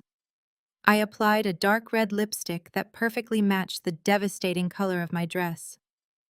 I did not look like the submissive, accommodating wife who had spent 7 years apologizing for her own existence. I looked like a woman who was about to dismantle a kingdom. I picked up my small clutch containing the digital triggers for the presentation and walked out of the house. A black luxury town car was waiting for me at the curb arranged by my father to ensure I arrived with the exact level of status this evening demanded. The drive downtown was smooth and quiet. I watched the city lights blur past my window, feeling an incredible sense of calm. The frantic heartbeat from the past 2 weeks had completely faded away, replaced by a cold mechanical precision.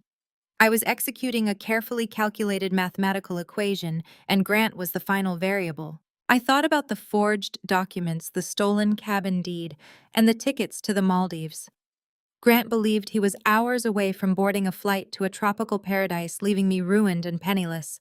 Tonight he was going to learn the true cost of underestimating the woman he married.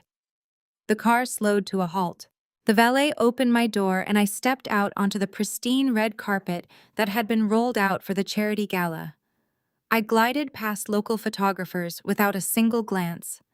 I entered the main lobby and handed my coat to the attendant before walking toward the double doors of the grand ballroom. The space was absolutely spectacular. It featured massive floor-to-ceiling glass walls that offered a breathtaking panoramic view of the downtown skyline. Crystal chandeliers the size of small cars hung from the vaulted ceilings, casting a warm, golden light over the attendees. Grant had packed the room with the absolute elite of the city.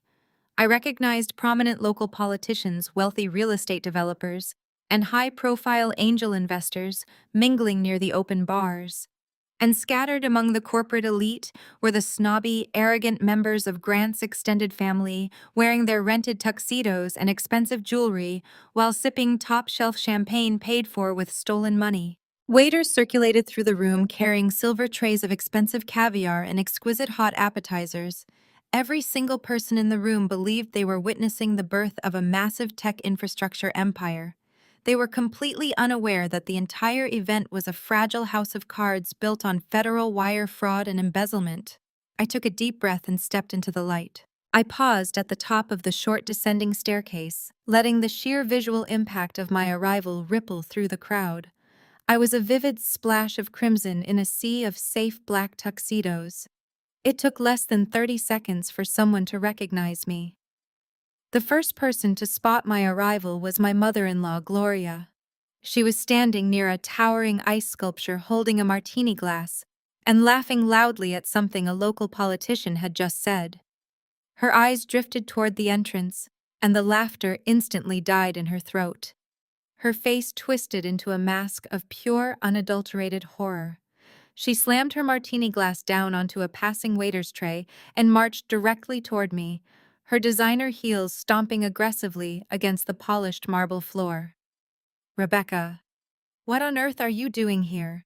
Gloria shrieked, her voice entirely too loud for the elegant setting. "You are not invited to this event. You are a pathetic, desperate stalker trying to ruin my son's biggest night. Get out of here before you embarrass yourself even further." I did not step back. I stood perfectly still on the bottom step and looked down at her with an expression of mild amusement. "Good evening, Gloria," I said, my voice completely level and pleasant. "It is a beautiful party. You must be very proud of the empire your son is building." She practically vibrated with rage, her face turning an ugly shade of blotchy red. "You are insane," she hissed, stepping closer. "You think dressing up like a cheap harlot is going to make him want you back? He is having a baby with a real woman. You are just trash and you are trespassing. Leave immediately, or I will have you arrested." Before I could offer a polite response to her venomous attack, I saw Grant storming across the ballroom floor. He had spotted the altercation and was moving with terrifying speed. He grabbed Gloria's arm and pulled her slightly behind him, stepping directly into my personal space to physically intimidate me. "Are you completely out of your mind, Rebecca?" Grant demanded, his voice dropping into a harsh, vicious whisper designed to avoid alerting the nearby politicians. "How did you even get past the security desk at the front door? You are going to turn around right now and walk out that door, or I am going to have my private security team physically drag you into the street." I looked up into the eyes of the man I had slept beside for 7 years.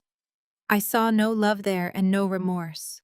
I only saw a desperate, greedy fraud terrified that his discarded wife was going to make a scene and ruin his perfect illusion.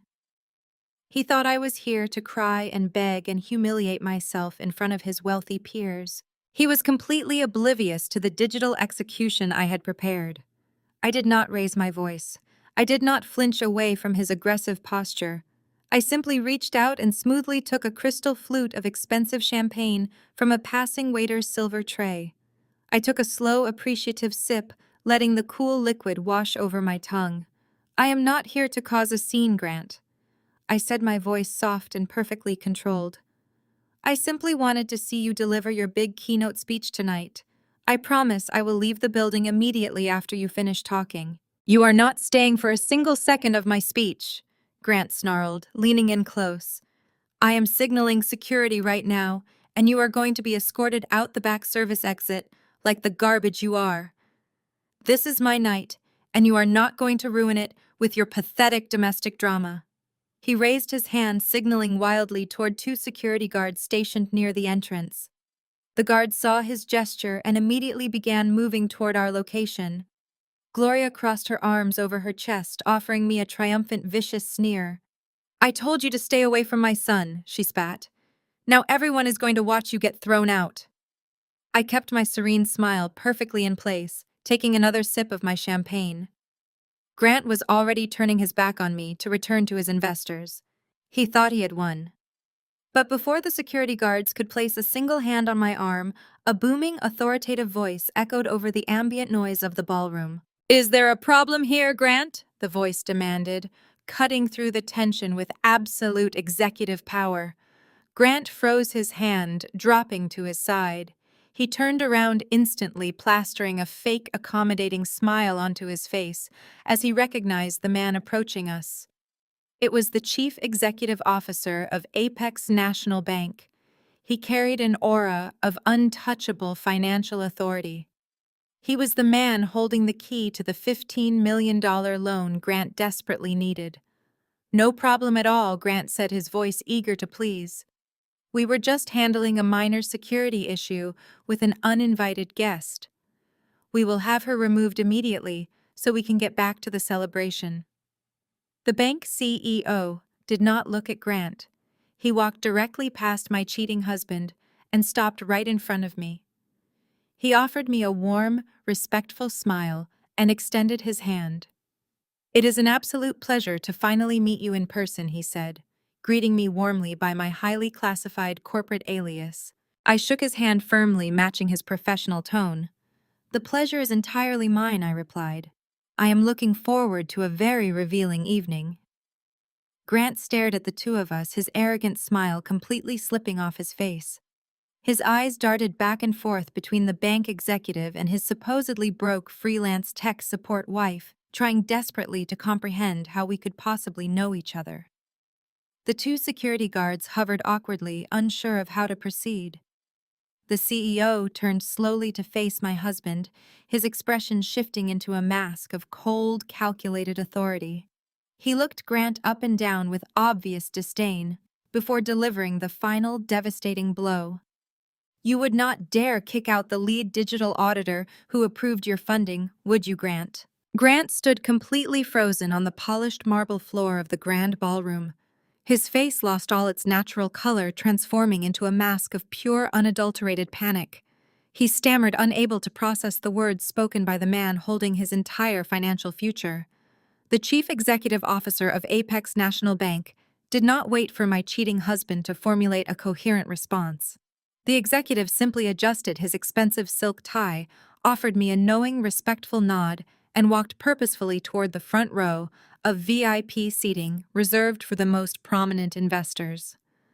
Grant remained rooted to his spot, his eyes darting frantically between my calm face and the retreating back of the powerful banking executive. I could literally see the gears grinding in his head.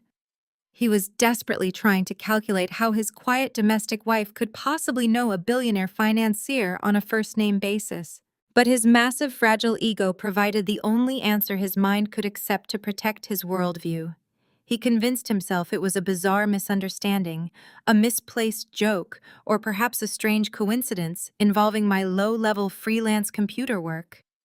He adjusted his tailored suit jacket, wiped a visible bead of sweat from his forehead, and grabbed Vanessa by the arm.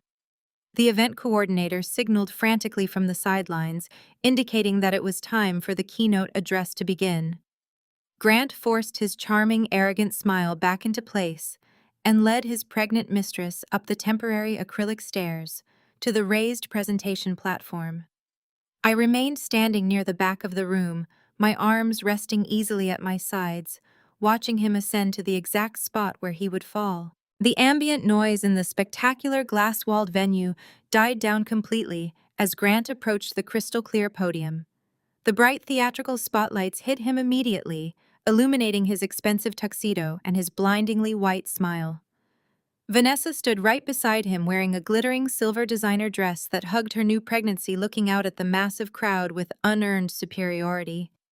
Grant tapped the microphone twice, ensuring he had the absolute attention of every single politician and corporate elite in the room. He launched into his highly rehearsed speech with the smooth cadence of a practiced salesman. It was a masterpiece of corporate narcissism and manipulation. He talked about his grand vision for the city. He talked about the intense sacrifices required to build an infrastructure empire from the ground up. I listened to him spin a beautiful, inspiring fairy tale about late nights, hard work, and unyielding integrity. It was absolutely sickening to hear a man who had forged property deeds to steal my childhood cabin and drained my personal savings talk about ethical leadership. The elite guests hung on his every word, completely captivated by his charisma and his confident delivery. They nodded along in agreement, fully buying into the illusion he was projecting. Then he turned his attention to Vanessa. He reached out and took her hand, pulling her closer to the microphone so the photographers could capture the perfect shot. He told the room that behind every great visionary is a partner who shares the heavy burden of leadership. He called her his brilliant chief financial officer, the woman who had structured their incredible rapid success. He declared her the bedrock of his new corporate family and praised her unmatched financial acumen. The audience clapped politely, offering warm smiles to the young blonde woman on the stage. They were completely unaware that the bedrock he was praising had a secret Cayman Islands bank account designed to rob him blind right before his company collapsed. I caught sight of Gloria sitting in the front row, dabbing a theatrical tear from her eye with a cloth napkin, looking up at her son with absolute glowing adoration. She looked so proud of the kingdom her son was building entirely on stolen funds. Grant raised his crystal glass of champagne high into the air. He proposed a toast to the future of technology, to his brilliant, dedicated team, and most importantly, to the financial partners who believed in his vision. He explicitly named Apex National Bank. He spoke about how their massive $15 million backing was the ultimate validation of his company and a testament to his strict business model. The crowd applauded again, the sound echoing loudly off the massive glass walls of the ballroom. Grant then gestured grandly toward the front row. He invited the chief executive officer of Apex National Bank to join him on stage to officially present the ceremonial check. A pair of uniformed event staff walked out from behind the curtain carrying a massive, oversized novelty check printed with the $15 million amount. The bank CEO stood up from his front row seat, buttoning his suit jacket, and walked slowly up the stairs to the stage. He did not look at Grant. He did not offer a congratulatory smile to Vanessa. He walked directly to the podium and took the microphone straight from my husband's hand. The crowd cheered, expecting a standard congratulatory speech and a quick photo opportunity for the local financial magazines.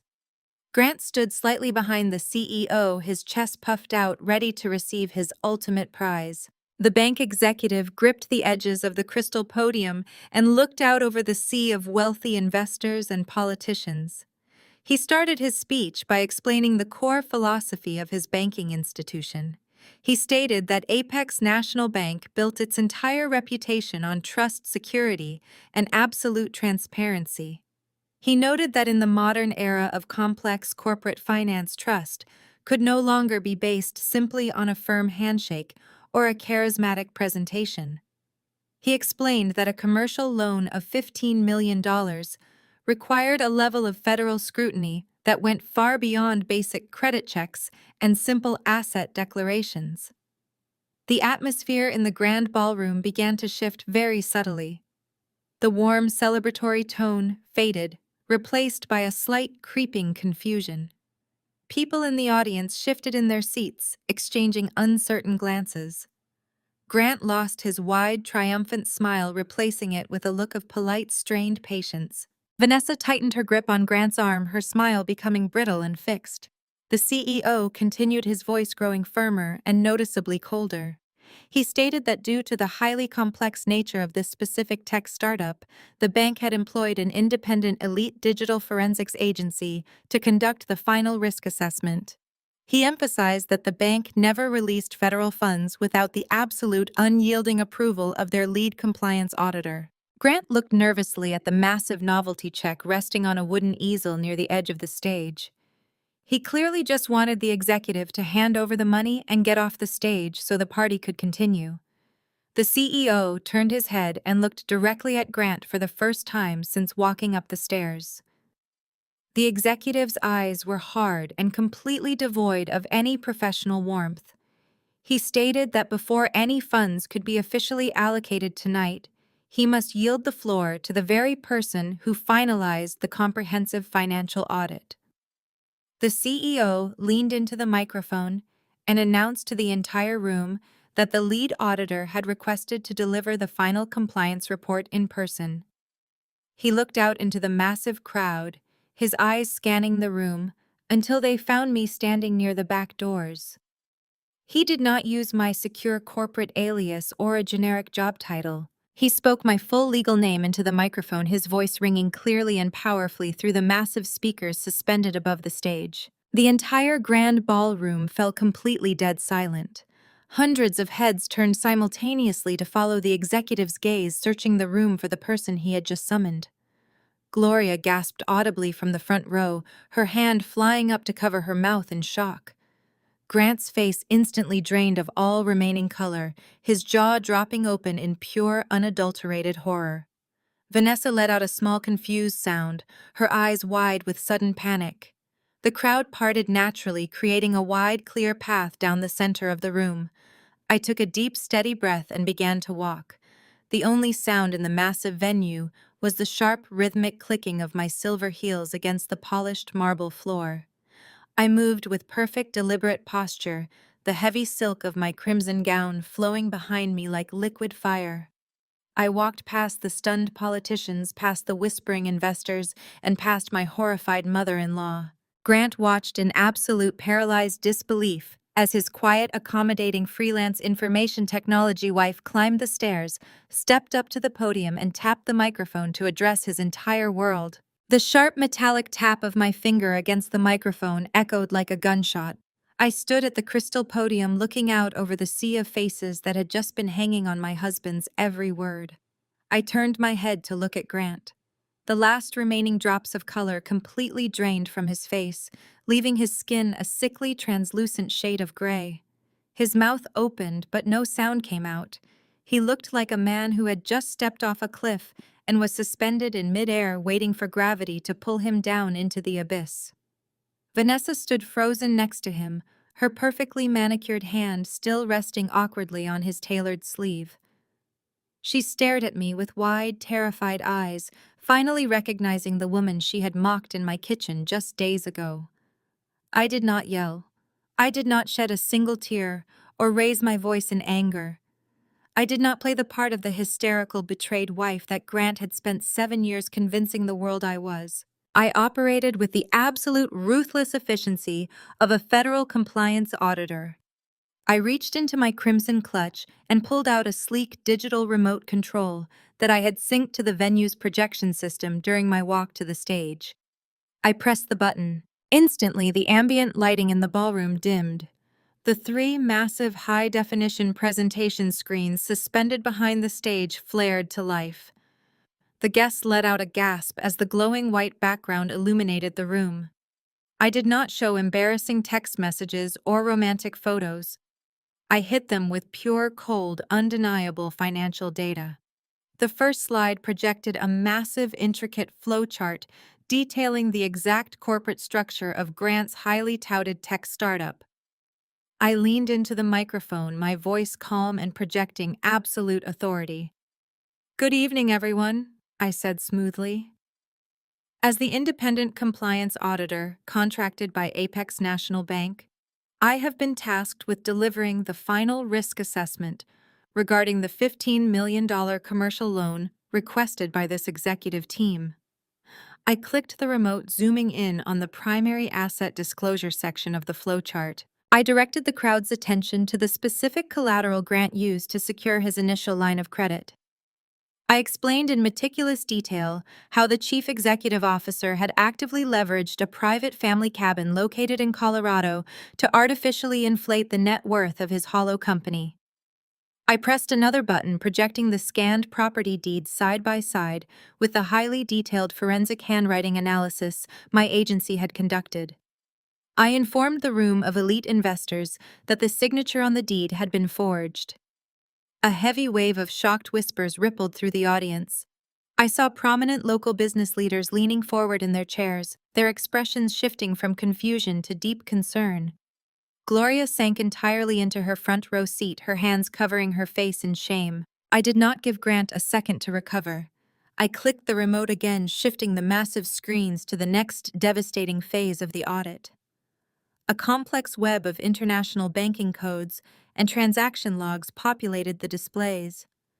I walked the audience through the exact digital pathway of the siphoned joint accounts. I explained how Grant had quietly embezzled hundreds of thousands of dollars from his marital assets and his own early private investors. The crowd watched in stunned silence as the red transaction lines on the screen moved the stolen money through a series of anonymous intermediate banking nodes. I explained the mechanics of a classic Ponzi scheme, detailing exactly how the man standing on the stage was desperately using new private investments to pay off old aggressive creditors while his company produced absolutely zero viable technology. I watched the faces of the wealthy investors completely drop. Several men in expensive suits immediately pulled out their cell phones, their faces tight with fury, realizing they had been personally defrauded by the man they drank champagne with 20 minutes ago. But I was not finished dismantling their empire. I clicked the remote again.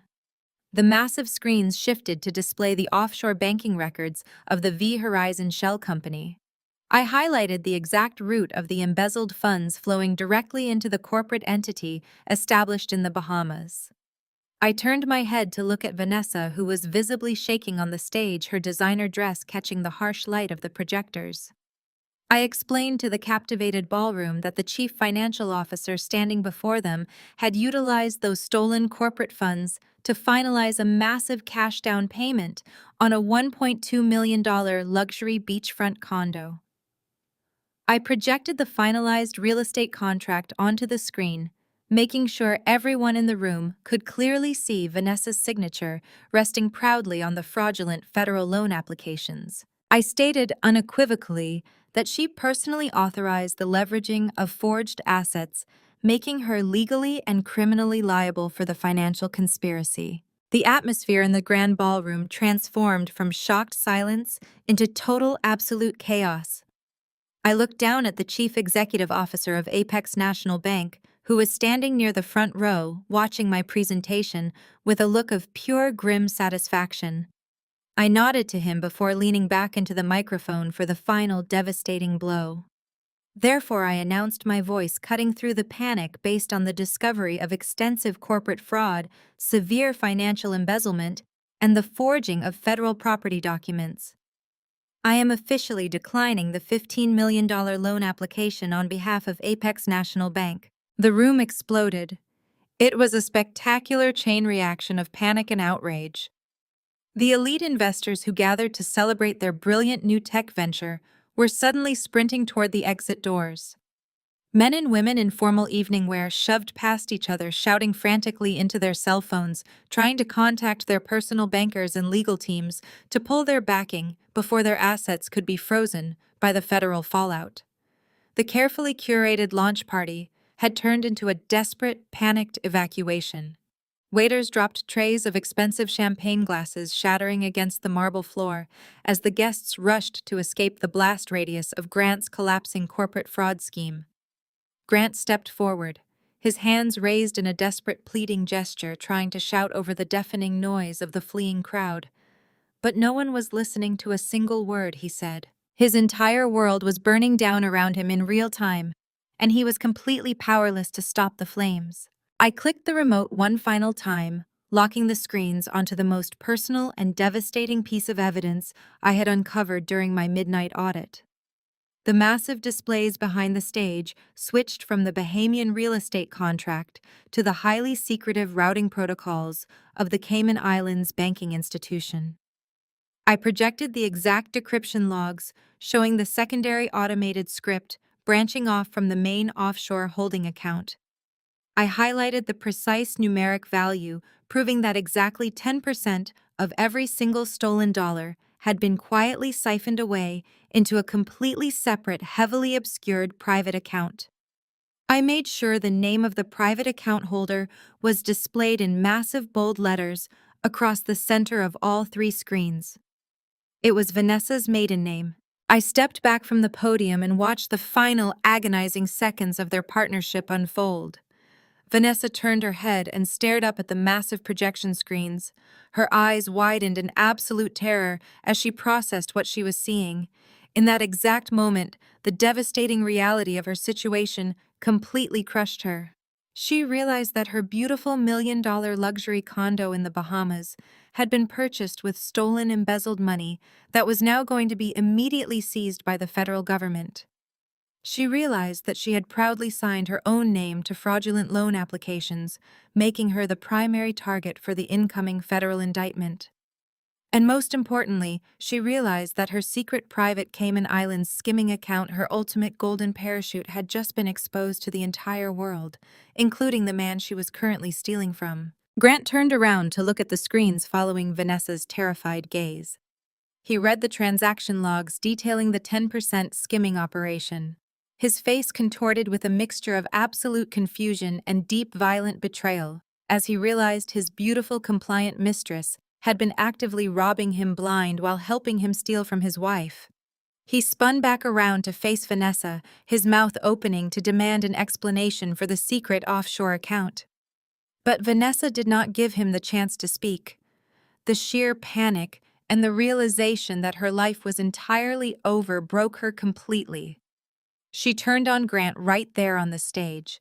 She raised her hand and slapped him across the face with incredible force that the sharp cracking sound echoed over the microphone. The sharp crack of flesh striking flesh hung in the air for a second before the remaining crowd erupted into loud gasps. Grant staggered backward. His hand flew to his red cheek.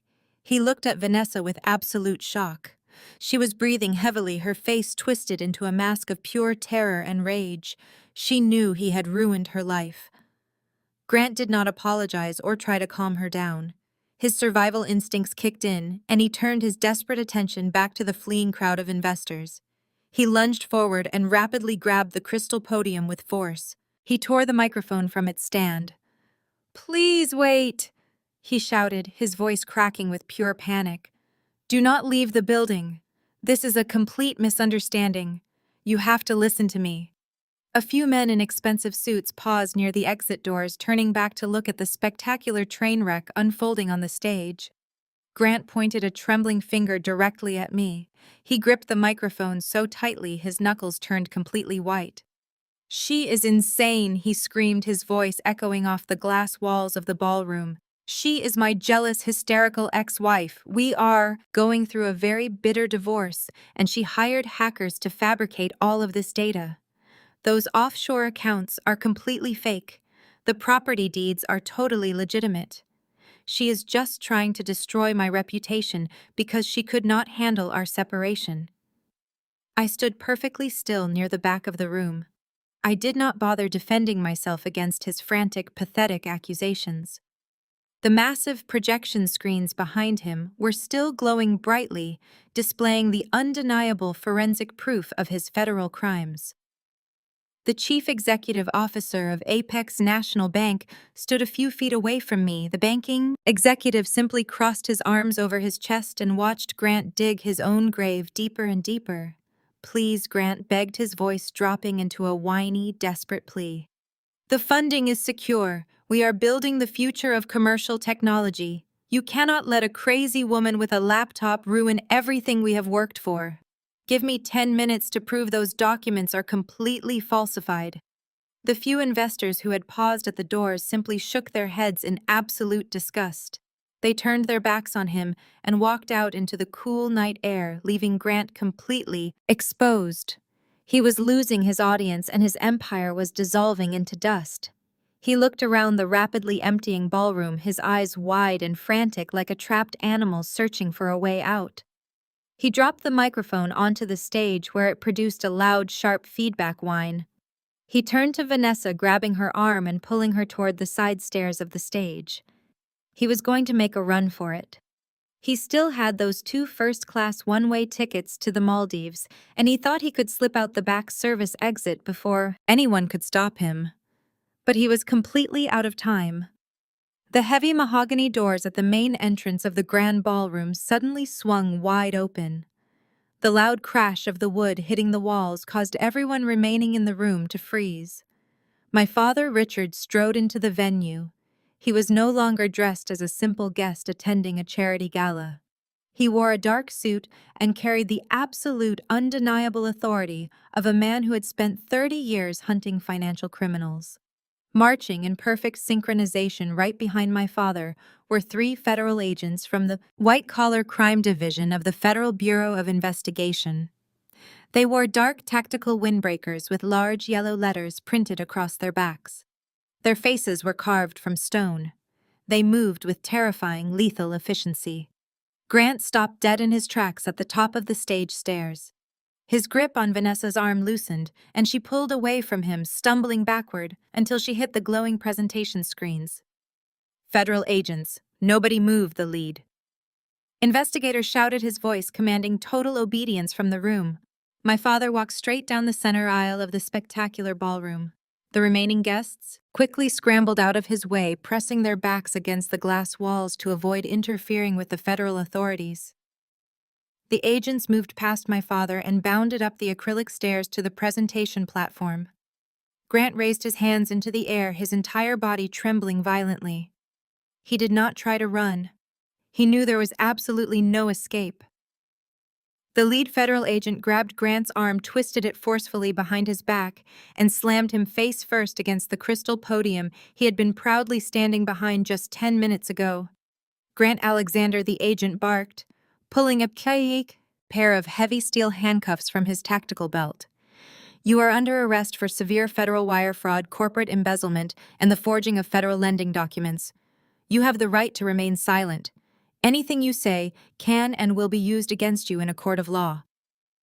The sharp, metallic clicking sound of the handcuffs locking tightly around my husband's wrists was the most beautiful music I had ever heard in my entire life. Grant squeezed his eyes shut, his face pressed against the cold acrylic of the podium. He looked absolutely pathetic. The arrogant, charismatic corporate visionary was completely gone. He was nothing more than a common thief caught in a trap he had built with his own greedy hands. As the agents pulled Grant upright and read him the rest of his rights, a loud, piercing shriek shattered the silence of the ballroom. Gloria Grant's mother pushed her way through the stunned crowd of onlookers.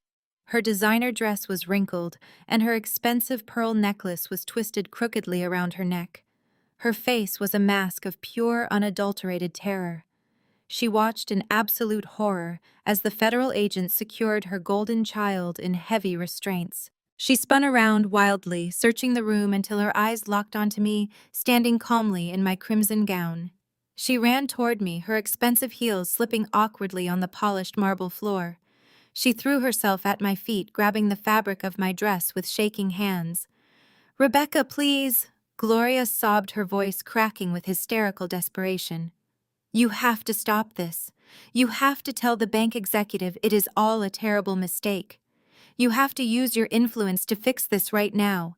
He is your husband. He is my baby. They are going to put him in federal prison. Please, Rebecca, I am begging you." I looked down at the woman who had spent 7 years making me feel like I was entirely worthless.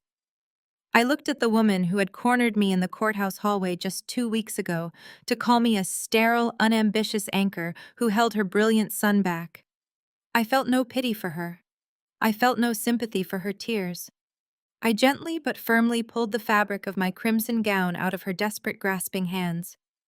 I stepped back, creating a physical boundary between us. I looked directly into her tear-filled eyes and kept my voice perfectly even and cold. "I am sorry, Gloria," I said, offering her a chilling, polite smile.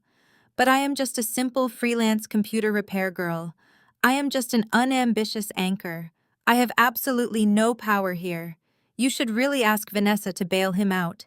After all, she actually understands his massive ambition." Gloria's jaw dropped open. She let out a loud, agonizing wail and collapsed onto the marble floor, covering her face with her hands, as the absolute reality of the situation completely crushed her. On the stage, Vanessa was frantically trying to back away from the federal agents. She held her hands up in front of her face, shaking her head violently. She was trying to distance herself from the man she had proudly claimed as her partner all evening. "I did not do anything," Vanessa cried out, her voice high-pitched and frantic. "He lied to me. He told me the money was legitimate. I am just his marketing director. I am pregnant. You cannot arrest me. I am a victim here." The second federal agent turned away from Grant and walked directly toward Vanessa. He pulled a folded document from his jacket pocket. It was a copy of the federal loan application she had proudly signed her name to. "Vanessa Horizon," the agent stated, pulling a second pair of steel handcuffs from his belt. "You are listed as the active chief financial officer on multiple fraudulent federal lending applications. We have warrants regarding your private offshore bank accounts in the Cayman Islands. You are under arrest for conspiracy to commit federal wire fraud and corporate embezzlement." She realized my presentation had sealed her fate. She was going to prison. The trap had flawlessly closed. 4 months passed with the swift, brutal efficiency of a perfectly executed algorithm. The morning after the charity gala, the local financial news networks ran the story of the spectacular corporate raid on an endless, continuous loop. They broadcast the high-definition footage of Grant and Vanessa being escorted out of the grand ballroom in federal handcuffs, completely destroying any remaining shreds of their fabricated corporate empire. There were no luxury flights to the Maldives awaiting them. There was only the harsh, unforgiving fluorescent lighting of a federal holding facility. Grant spent his first 72 hours in a cold concrete cell, desperately trying to comprehend how the quiet, accommodating woman he had belittled for 7 years had systematically dismantled his entire life. The federal prosecutors did not even have to work hard to build their criminal case against him. My massive 400-page compliance audit provided a flawless, undeniable roadmap of his extensive wire fraud and his blatant corporate embezzlement. He had meticulously documented his own destruction, and I had simply organized the data into a lethal weapon. Because the federal evidence was so incredibly overwhelming, Grant quickly realized he had absolutely zero leverage left to play. Facing a terrifying minimum sentence of 25 years in a maximum security federal prison, his high-priced, aggressive defense attorney advised him to surrender completely. The attorney bluntly informed his arrogant client that dragging out a hostile divorce court battle against the very federal auditor who had sealed his criminal indictment would only guarantee the absolute maximum prison sentence. Grant was hopelessly cornered by the very legal system he thought he could manipulate. The final divorce settlement meeting took place in the exact same downtown mediation center where he had arrogantly tried to leave me destitute just a few short months prior. This time, Grant wore a bright orange Department of Corrections jumpsuit instead of a tailored Navy suit. His wrists were shackled heavily to the thick mahogany table. He did not look at me with condescension or cruelty. He simply stared down at his chained hands, looking completely broken and utterly defeated. He signed away everything without uttering a single word of protest. I retained 100% of our marital home, forcing his mother Gloria to come, pack up his remaining personal items under the watchful eyes of private security guards. I kept complete, absolute control over my hidden corporate assets and my highly lucrative compliance agency. The judge legally mandated Grant to provide full financial restitution from his remaining legitimate assets to clear the fraudulent debt he had tied to my family cabin. Vanessa fared no better under the crushing weight of the federal justice system. The government immediately seized her $1.2 million luxury beachfront condo in the Bahamas, liquidating the tropical property to pay back the angry private investors Grant had originally defrauded. The highly secretive Cayman Islands banking institution froze her hidden skimming account the very moment the international federal warrants were officially issued. She lost the stolen money. She lost her fancy corporate title. and she lost the wealthy, secure future she thought she had successfully stolen. She was currently facing her own lengthy prison sentence for proudly signing those fraudulent federal loan applications just to prove a point in my kitchen. The irony of her offering me a $500 pity check was a memory that still brought a cold, satisfied smile to my face. While my former husband and his mistress awaited their formal criminal sentencing, my own professional life experienced an unprecedented stratospheric rise.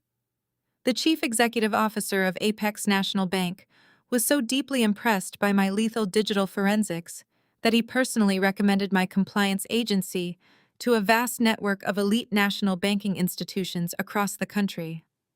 The highly publicized takedown of Grant's massive corporate fraud ring served as the ultimate global advertisement for my specific set of technical skills. Financial institutions quickly realized they desperately needed a ghost in the machine who could root out deception with cold, unyielding accuracy. They wanted the auditor who brought down an empire in a crimson gown to protect their billions. Within 2 short months, my client roster completely doubled and then tripled. I moved my rapidly growing operations out of my father's kitchen and leased a spectacular high-security office space in the most expensive financial district of the city. I hired a team of dedicated, brilliant forensic accountants who shared my absolute passion for dismantling corporate corruption. I no longer had to hide my immense income or pretend to be a simple freelance computer technician working from a suburban living room. I stepped fully and proudly into the bright light as the wealthy, powerful chief executive officer of my own expanding empire. The profound financial gaslighting Grant had subjected me to for 7 long years felt like a distant, fading nightmare. I was generating more legitimate revenue in a single month than his fraudulent tech startup had ever projected to make in an entire year. The timid woman who used to shrink away from marital conflict to keep the peace had been permanently replaced by a formidable executive who commanded absolute, unwavering respect in every single boardroom she entered. My father, Richard, decided to officially join my firm as a senior tactical advisor, bringing his 30 years of federal investigative experience directly to my corporate team. Working alongside him every single day brought us closer than we had ever been before. We built an impenetrable wall of digital security around our clients, ensuring that arrogant men like Grant could never again manipulate the banking system for their own greedy personal gain. The satisfaction of turning my profound personal betrayal into a highly successful crusade for absolute financial justice was sweeter than any amount of money sitting in my bank accounts. The profound justice of the entire situation settled over me on a perfectly warm summer evening in late July. I had finally taken a week off from managing my booming compliance agency to travel up to the dense pine forests of Colorado. The rustic family cabin my grandfather had built with his own 2 hands looked more beautiful and peaceful than it ever had before. Thanks to the massive court-ordered financial restitution, the fraudulent commercial liens Grant had secretly placed against the property had been completely wiped clean from the county records. The deed was entirely mine, safe, secure, and completely untouchable.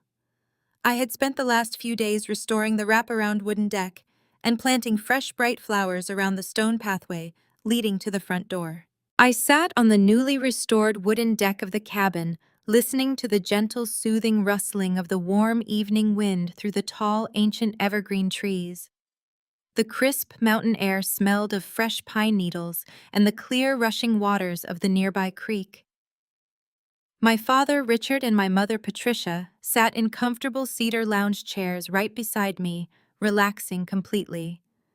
We watched the golden glowing sun slowly dip below the jagged snow-capped mountain peaks, casting a brilliant, spectacular array of deep orange and vibrant purple light across the endless open sky. The quiet serenity of the isolated mountain retreat was the perfect contrast to the loud, chaotic corporate battles I fought back in the city. My father leaned over and poured a generous measure of incredibly expensive vintage red wine into my large crystal glass.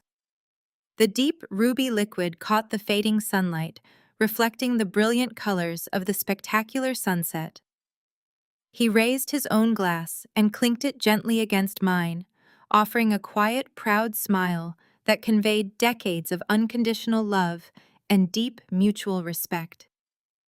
We had started this incredibly difficult journey, hiding in the shadows behind a cold concrete pillar at a chaotic airport baggage claim, watching my entire world shatter into a million jagged pieces. We had finished it by burning a fraudulent kingdom straight to the ground and building a genuine, untouchable legacy right in its place. I took a slow, appreciative sip of the rich, dark wine, letting the complex, bold flavors settle smoothly on my tongue. I looked out over the vast, beautiful landscape that I had fought so fiercely to protect from a man who only knew how to destroy. The journey through deception, manipulation, and betrayal had forged me into something completely unbreakable. I was 33 years old, incredibly wealthy, wildly successful, and surrounded completely by the people who truly recognized my worth and loved me without any hidden conditions. The heavy, crushing weight of my past had vanished entirely, leaving only the bright, boundless potential of my future. I took a deep, clean breath of the fresh mountain air, feeling an overwhelming sense of profound, absolute victory. I was completely free, untouchable, and thriving in the absolute justice I had brilliantly orchestrated. It was the perfect, beautiful ending to a dangerous game they never should have tried to play.